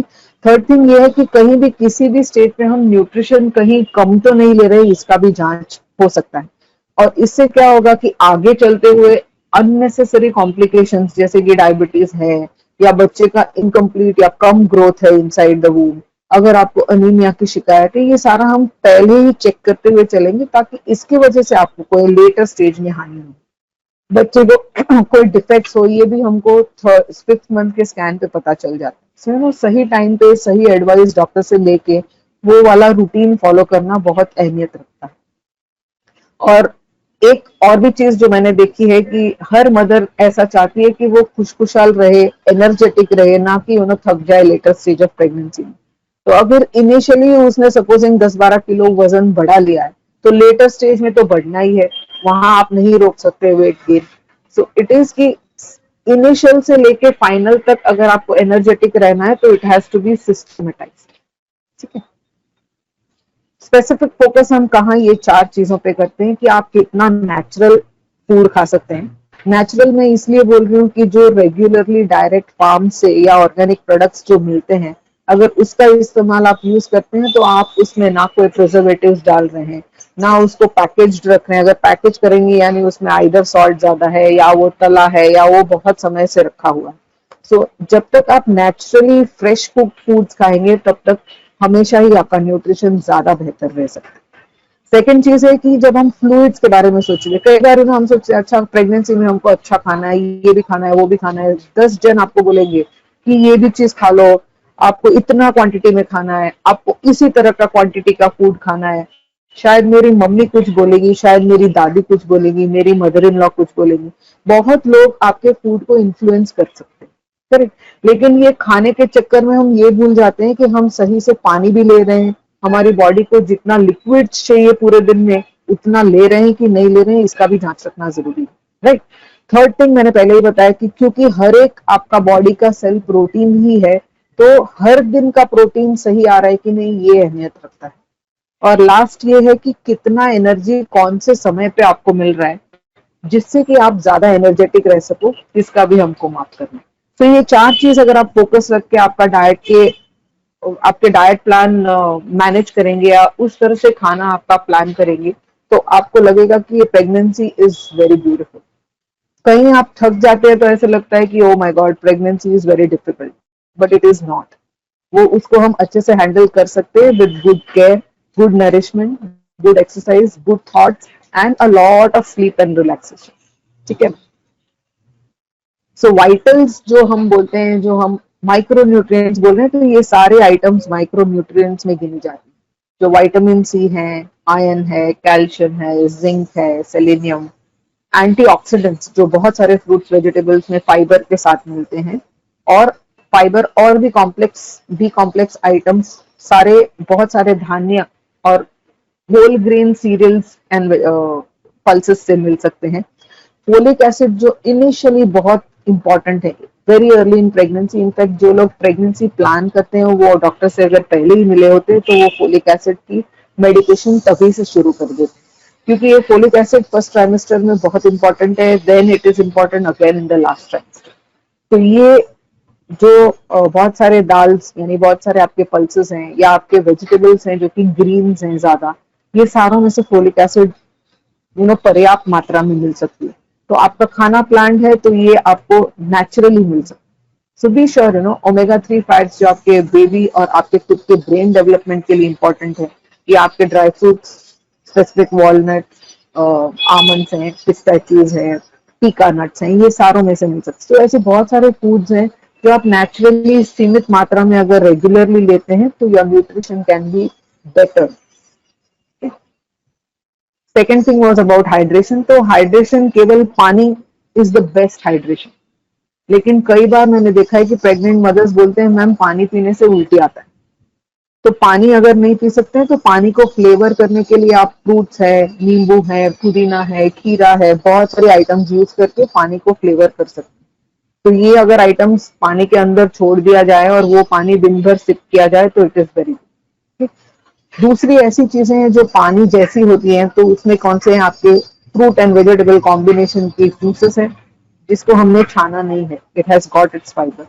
अगर आप मिल्क पसंद करते हैं तो मिल्क शेक्स बना सकते हैं, चीनी जितना कम रखेंगे उतना ज्यादा बेहतर रहता है। नींबू पानी है, रेगुलर वाटर है, नारियल पानी है, छाछ है, लस्सी है, या वेजिटेबल की अलग अलग कॉम्बिनेशन की जूसेस है। अगर बहुत सारे लोग प्रेगनेंसी के दौरान बहुत चटपटा खाने को भी देखते तो पानी पूरी का पानी भी बहुत बाय इटसेल्फ बहुत टेस्टी होता है और बहुत सारे मदर्स को पसंद आता है, तो वो भी आप चॉइस में रख सकते हैं। जलजीरा है, इस तरीके की कॉम्बिनेशंस आपकी हाइड्रेशन सही करने में मदद करती है, ठीक है। जब हम प्रोटीन्स बोलते हैं तो मैंने बोला था कि धान्य, कडधान्य और दालन धान्य का कॉम्बिनेशंस ये बहुत अहमियत रखते हैं कि वो कंप्लीट प्रोटीन्स दें। तो ये जो फर्स्ट लाइन में मैंने आइटम्स डाली है जैसे इडली, ढोकला, दाल राइस, खिचड़ी, पूरनपोली या अलग अलग सीरियल पल्स कॉम्बिनेशन के आटे से बना हुआ पाउडर जिसकी आप कंजी बना सकते हैं, ये सारा ही चीज will help you to have better proteins. अगर मिल्क पसंद नहीं करते हैं तो मिल्क से बनी चीजें जैसे दही, छाछ, पनीर, चीज है, कभी कभी आइसक्रीम्स, मे बी श्रीखंड, ये भी मिल्क के तौर का ही काम करते हैं। नॉनवेज लेते हैं तो एग, चिकन एंड फिश, और साथ में ये ध्यान रखिए कि ड्राई फ्रूट्स और नट्स ये बहुत ही इंपॉर्टेंट है when it comes to proteins, but इनके साथ बहुत सारा फैट भी आता है। सो इनकी मात्रा ऐसे नहीं होनी चाहिए कि क्योंकि पसंद है तो हमने खूब खूब खा लिया, आपका पेट बहुत हैवी हो जाएगा और शायद आपको दिक्कत फील हो सकती है। सो फैट ज्यादा होने के कारण उसका जो एग्जिट टाइम होता है, डाइजेशन खत्म होने का टाइम ज्यादा रह सकता है, जिसके कारण पेट में वो ज्यादा देर रुकते हैं। राइट, सो क्वांटिटी सीमित है तो ये बहुत बेनिफिशियल रहे। सो ये सारा प्रोटीन्स इन पिक्चर मैंने डाल दिया है, जो भी मैंने आइटम्स डाली थी उनका ब्रॉडली मैंने पिक्चर लेने का कोशिश किया है along with dry fruits and milk. अगर आप बहुत सारे पल्सेस खाते हैं तो उसको स्प्राउट करने से उसका वैल्यू बढ़ता है, उसमें vitamin C, vitamin B complex भी बढ़ता है, और वो उसकी डाइजेस्टिबिलिटी भी बढ़ती है, यानी आपको इससे गैस या हेवीनेस या पेट में ब्लोटिंग वाला फीलिंग नहीं है, और ये आप अच्छी तरह से इंक्लूड करने के कारण it can improve your proteins.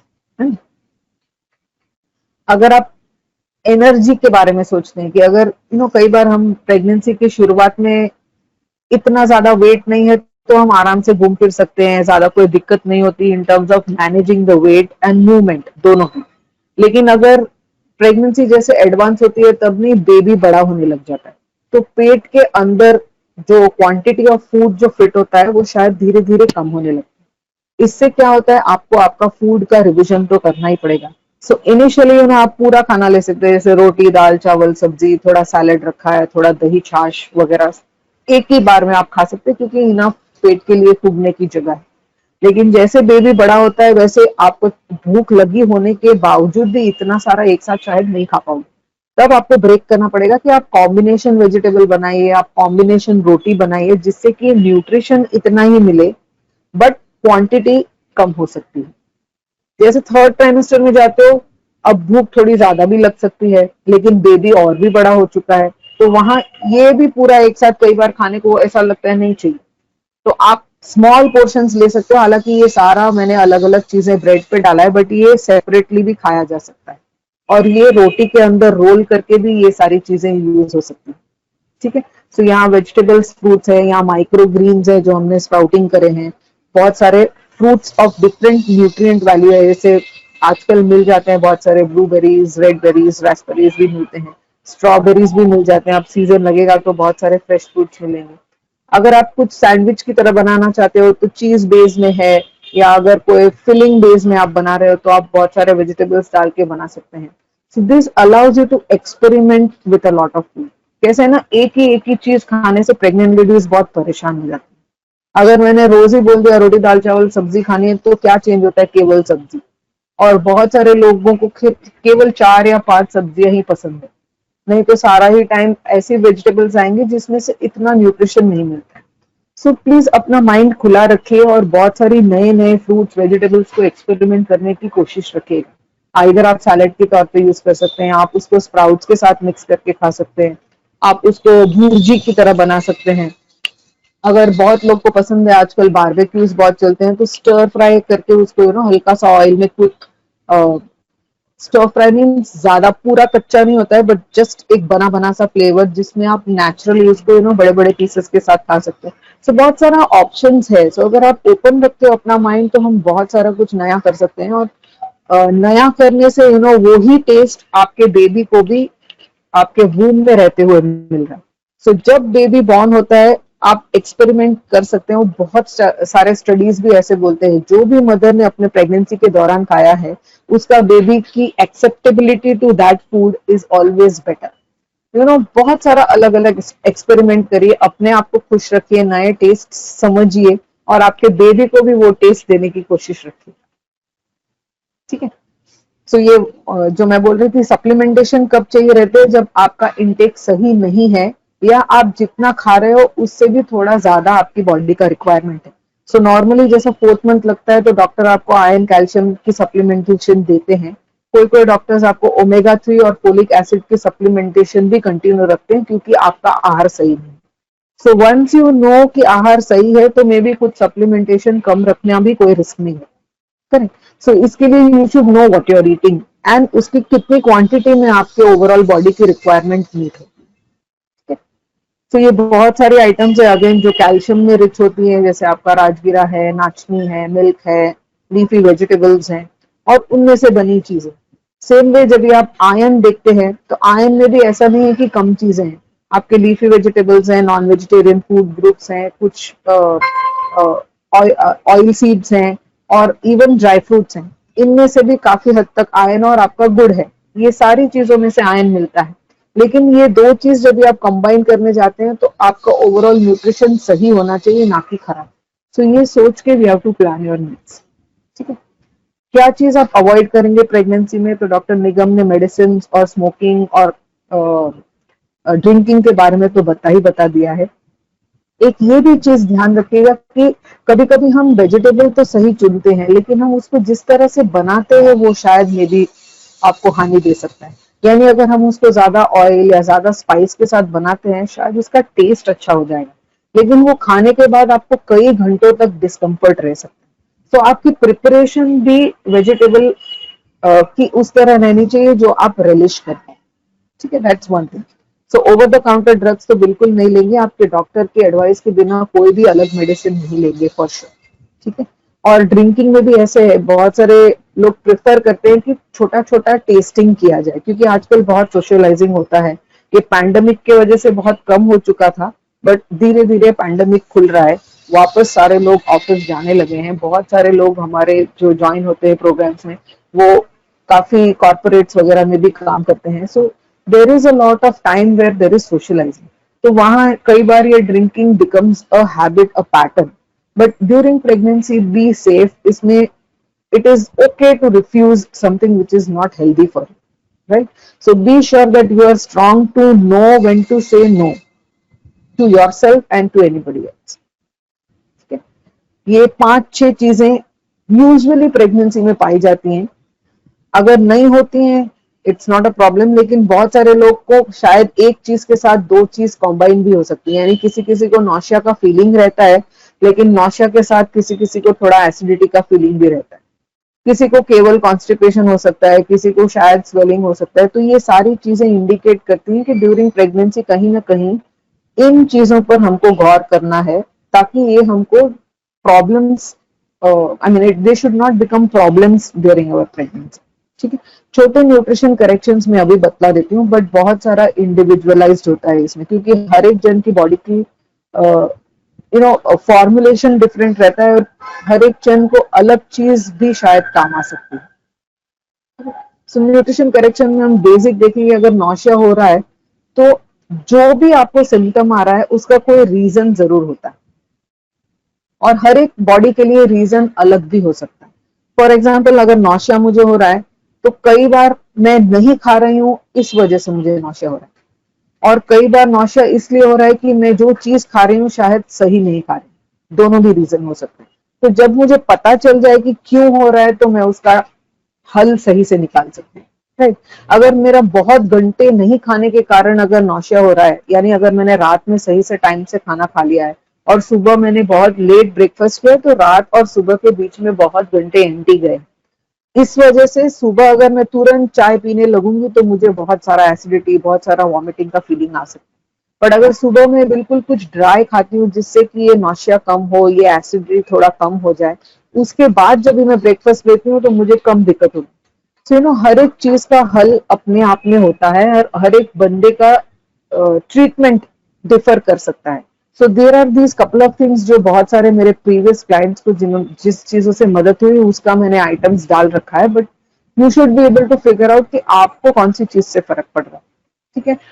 कभी कभी ऐसे हमको लगता है कि पूरा ही दिन नौशिया, पूरा दिन ऐसे लगता है कि वॉमिट होने वाली है, लेकिन हो रही नहीं, बट फिर भी हमसे अच्छे से खाया नहीं जा रहा।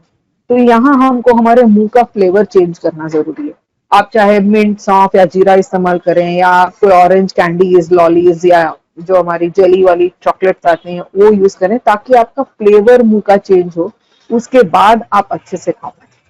बट ये सब चीजों में, ये सेकंड लाइन वाली चीजों में बहुत सारा चीनी आ जाता है। So you have to be sure, अगर आपको एक्सेस वेट है या आपको डायबिटीज का रिस्क है, तो you choose these second items, जिससे कि नौशिया डेफिनेटली कम होता है, डाइजेशन इंप्रूव होता है और कोई शुगर वाला रिस्क नहीं रहता।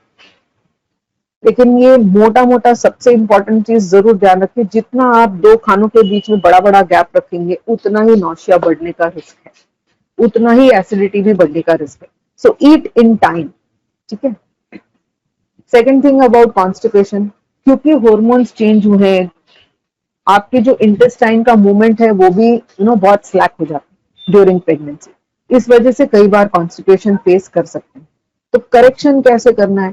फर्स्ट थिंग, अगर आप वार्म लिक्विड ज्यादा बढ़ाते हैं तो आपके इंटेस्टाइन का मूवमेंट बेहतर होने लगता है। सेकेंड चीज, अगर आप इनफ फाइबर खाते हैं तो इससे जो स्टूल की क्वांटिटी बनती है वो सही बनती है। सो इंटेस्टाइन की मूवमेंट सही है, अच्छे क्वांटिटी ऑफ गर्म लिक्विड्स है और अच्छा फाइबर है, तो आपका कॉन्स्टिपेशन क्लियर हो सकता है। सो कौन सा चीज कम पड़ता है ये आपको मालूम होना चाहिए, टू वर्क अराउंड। और कई बार रात में गर्म दूध लेने से मॉर्निंग अगर आपका बाउल मूवमेंट सही हो जाता है तो the worry around constipation is clear, ठीक है। हार्ट बर्न्स क्यों हो सकते हैं?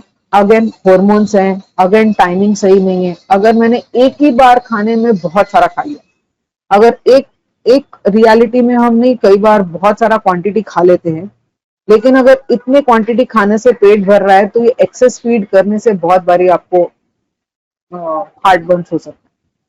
कई बार ऐसे लगता है कि पेट का खाना नहीं ऊपर चेस्ट तक आ रहा है, और वो ज्यादा ट्राइमेस्टर जैसे आगे जाता है तब ऐसा ज्यादा फील होता है, क्योंकि ऐसे ही स्टमक के लिए कैपेसिटी कम हो जाती है। सो वहां पर अगर आप एक्सेस खाएंगे तो आपको बहुत दिक्कत होगी कि सारा खाना ऊपर आ रहा है, ऐसा फीलिंग आता है। सो इन दैट केस अगर आप रिकमेंडेड अमाउंट में अगर खा रहे हो और उसको दोबारा खाइए चाहिए तो मीन्स गैप रखिए और 2 बार खाइए वही खाना स्प्लिट करके, तो आपको दिक्कत कम होगी, आपकी नरिशमेंट सही रहेगी, जितना खाना चाहिए उतना आप खाएंगे, उतना एनर्जी मिलेगा, उतना कार्बोहाइड्रेट प्रोटीन फैट विटामिन भी मिल जाएगा। सो उसको बांट के छांट के खाना ज्यादा बेहतर हो जाता है। So you have to decide कि कौन से टाइम पे कौन सा चीज आपको इस्तेमाल करना है टू मैनेज योर एसिडिटी। कई बार ऐसे भी होता है कि खाने के समय आपको ज्यादा एसिडिटी होती है, अदरवाइज नहीं। तो वो क्यों होती है उसका भी रीजन हो सकता है, आइदर आपके फूड के अंदर ज्यादा स्पाइस है या उसमें हाइड्रेशन कम है, आप बिल्कुल ड्राई ड्राई सा मील खाते हैं तब भी ऐसा हो सकता है। So type of food, the consistency of food भी मायने रखता है, ठीक है। किसी किसी को चक्कर आने का रिस्क भी रहता है। अगर एक ही पोजीशन में आप बहुत देर तक खड़े रह जाते हैं या आप जर्क से एक पोजीशन से दूसरे पोजीशन में जाते हैं तब भी गिडिनेस का रिस्क रहता है। हालांकि वो अगर नहीं है तो आपका अगर हाइड्रेशन सही नहीं है, आपका अगर सोडियम और पोटेशियम का कॉम्बिनेशन जितना बॉडी को चाहिए है वो सही नहीं है, तब भी चक्कर आ सकता है। तो you have to be sure कि आपका हाइड्रेशन सही रहे, और बाय चांस अगर चक्कर जैसा फीलिंग आता है तो मे बी नारियल पानी है, नींबू पानी है, ORS के सोल्यूशन है, maybe Glucon C in water है, ऐसा कुछ लिक्विड लेने से आपका हाइड्रेशन और आपका जो सोडियम पोटेशियम वैल्यू है सही आ सकता है। But this has to be routinely monitor. ऐसा नहीं है कि अब शुरू किया नारियल पानी या शुरू किया ORS सोल्यूशन तो पीते ही चले जाए, क्योंकि नई जरूरत है वहां पीने से it's not going to help you. Regular plain water also is good enough to manage the hydration properly.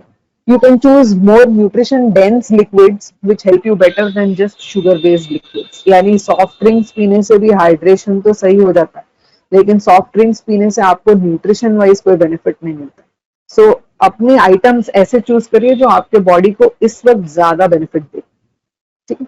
Sleeplessness किसी किसी को नहीं स्टार्टिंग ऑफ प्रेगनेंसी में इसलिए होता है क्योंकि उनका यूरिनरी रिपीटेशंस हार्मोन के कारण चेंज हो सकता है, और लेटर इसलिए होता है क्योंकि ऑलरेडी बेबी बड़ा हो चुका है, बेबी का वेट सारा आपका यूरिनरी ब्लैडर पे पड़ रहा है, तो आपको इसीलिए रिपीटेडली वॉशरूम जाना पड़ रहा है। सो आइदर और रीजन हो सकते हैं, जबकि आपका नींद खराब हो सकता है। लेकिन ऑफन यह है कि मदर बहुत स्ट्रेस में जब भी रहती है, वो सोचती रहती है कि मैं प्रेगनेंसी कैसे हैंडल करूंगी, आप किस तरह का आपके पास हेल्प है, आपके फैमिली में कितने और लोग हैं, आपके प्रेगनेंसी के दौरान आपको क्या और चीजें प्लान करनी है, ये सारा सोच के उसको बड़ा स्ट्रेस हो जाता है। सो ये अगर आपको स्ट्रेस हैंडल करना है तो फर्स्ट थिंग रिलैक्स करिए। सेकेंड थिंग, हेल्प ले लीजिए। कोई ऐसा नहीं लिख रखा है कि प्रेगनेंसी में भी सारा ही चीज अब नहीं मैनेज किया जा सकता है तो कोई हेल्प ना ले। कीप सम हेल्प जिससे कि आप रिलैक्स और कंफर्टेबल रह सके, ताकि आपको अननेसेसरी स्ट्रेस ना, ठीक है। और बहुत बार taking a cup of milk before sleeping help, क्योंकि मिल्क में एक ट्रिप्टोफैन करके अमाइनो एसिड होता है which helps to calm you down, और वो कामनेस के कारण शायद आपकी नींद अच्छी हो सकती है। सो बी श्योर कि कौन सी चीज के वजह से ये प्रॉब्लम हो रही है, और उसको हैंडल करेंगे तो डेफिनेट बेनिफिट मिलेगा। कई कई लोगों को स्वेलिंग आने लगती है, कैसे समझ में आता है? रिंग्स टाइट होती हैं पैरों में, आपको दिखता है कि जब आप प्रेस करते हो तो वहां एक पिटिंग एडिमा जैसा लग रही है, जिस जगह पे प्रेस किया वहां डिप्रेशन आ जाता है, यानी वहां पर स्वेलिंग है। सो ये अगर आप चेक करते हैं तो 2-3 रीजन हो सकते हैं। आइदर आपका प्रोटीन और कैल्शियम कम है, या आपका फ्लूइड्स और इलेक्ट्रोलाइट्स का बैलेंस सही नहीं चल रहा है। थर्ड थिंग, अगर आप कंटिन्यूअसली पांव लटकता छोड़ रहे हैं, उसकी पोजीशन सही नहीं रख रहे हैं, उसकी मूवमेंट सही नहीं रख रहे हैं, तब भी आपको स्वेलिंग हो सकता है। सो डॉक्टर निगम ने अपनी तरफ से तो ये पोजीशन के बारे में समझाया होगा, लेकिन ये फूड के हिसाब से हमको प्रोटीन, कैल्शियम और फ्लूइड इलेक्ट्रोलाइट बैलेंस पे फोकस करना है। तो जैसे भी प्रेगनेंसी हो, हर एक मदर यूनिक होती है। इट्स नॉट कि आप और मेरी प्रेगनेंसी सेम हो सकती है, नहीं होगी। आपका, आप जहां से आए हो, आप जहां रहते हो, आप जो खाते हो, आपने जिस तरह से अभी तक खाया है, और आगे चलते हुए आपको क्या सपोर्ट मिलने वाला है, सब कुछ डिफरेंट होता है। सो आपके रिक्वायरमेंट के हिसाब से आपके मील्स को डिफाइन करना पड़ेगा। जैसे प्रेगनेंसी एडवांस होती है वैसे वैसे मील्स को चेंज करना पड़ेगा, ताकि आपको ना हैवीनेस हो, लेकिन न्यूट्रिशन कभी भी कॉम्प्रोमाइज नहीं। उसी हिसाब से फ्लूइड्स को भी किस तरह कम ज्यादा बढ़ाना, स्प्रेड करना, ये भी हमको फोकस में रखना पड़ता है, राइट। सो जैसे मैंने बताया, हर एक प्रेगनेंसी अपने आप में यूनिक है, सो इसलिए प्लान भी यूनिक ही होगा। ऐसे नहीं है कि 4 मदर्स अगर हैं तो चारों को सेम ही प्लान काम आ जाए, क्योंकि हम अलग कम्युनिटी से आते हैं, हमारी लाइफस्टाइल डिफरेंट है। अगर बाय चांस मुझे कोई तकलीफ हो रही है, सपोजिंग मेरे को स्वेलिंग आ रही है, किसी दूसरी मदर को वॉमिटिंग हो रही है, किसी तीसरी मदर को एसिडिटी हो रही है, तो अगर सेम कम्युनिटी से है, सेम लाइफस्टाइल है, फिर भी डिस्कम्फर्ट डिफरेंट है, तब भी आपका फूड और आइटम्स चेंज हो सकते हैं। सो इसीलिए पर्सनलाइज्ड केयर होना बहुत जरूरी है। आपके लिए एक कस्टमाइज्ड प्लान बनना चाहिए। आपको ऑनगोइंग प्रेगनेंसी के दौरान क्या क्या चेंजेस आ रहे हैं, किस तरह का ग्रोथ हो रहा है, और किस तरह से फूड एक्टिविटी चेंज होनी चाहिए, इसकी मालूमात होनी चाहिए। और साथ में बहुत सारे ऐसे रेलेवेंट ब्लॉग्स हैं वगैरह, वो आप पढ़ सकते हैं, देख सकते हैं वगैरह। सो ऐसे प्रोग्राम्स भी होते हैं जो हम लोग करते हैं, जो आप, ये प्रोग्राम्स यूनिकली बनते जाते हैं, करेक्ट। और अगर प्रोग्राम ज्वाइन कर रहे हैं तो हमारे साथ व्हाट्सएप चैट पे भी रह सकते हैं। छोटी छोटी चीजों के लिए बार बार फोन करने से, अगर आपने पूछ लिया तो वो चैट सपोर्ट पे भी काफी डिस्कशन हो सकते हैं। So those are the things which we can help with, and let's try and make the best use of it, है ना। सो अगर आप ऐसा कुछ स्टार्ट करना चाहते हो, अगर मेरे साथ जुड़ना चाहते हो, पर्सनलाइज केयर प्लान लेना चाहते हो, तो you can connect definitely with me. मेरे ये नंबर है, मेरा ये ईमेल आईडी है, डेफिनेटली लिखिएगा, and we should be able to make a difference together. ठीक है। अगर कोई क्वेश्चन है ऑफकोर्स तो इसके बाद मैं लेना चाहूंगी, एंड इमीडिएटली आपके क्वेश्चंस अगर चाहिए तो आप चैट बॉक्स में डाल दीजिए, so we can work on those questions, I can solve your queries. ठीक है। So happy eating to everybody, and here's where I stop my presentation, and I will check कि अगर कोई क्वेश्चंस हैं किसी ने टाइप करे हैं तो I will quickly try and answer. Mangesh, हमको कोई और क्वेश्चंस दिख रहे हैं?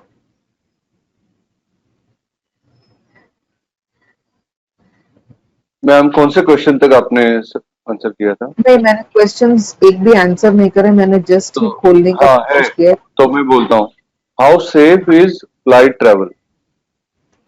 ओके, सो flight travel normally second trimester तक तो बिल्कुल सेफ है, लेकिन अगर उससे आगे अगर आप फ्लाइट ट्रैवल देख रहे हैं इन द थर्ड ट्राइमेस्टर, आपके डॉक्टर की परमिशन का जरूरत रहेगा, depending on how the growth is, how the pregnancy stage is वगैरह।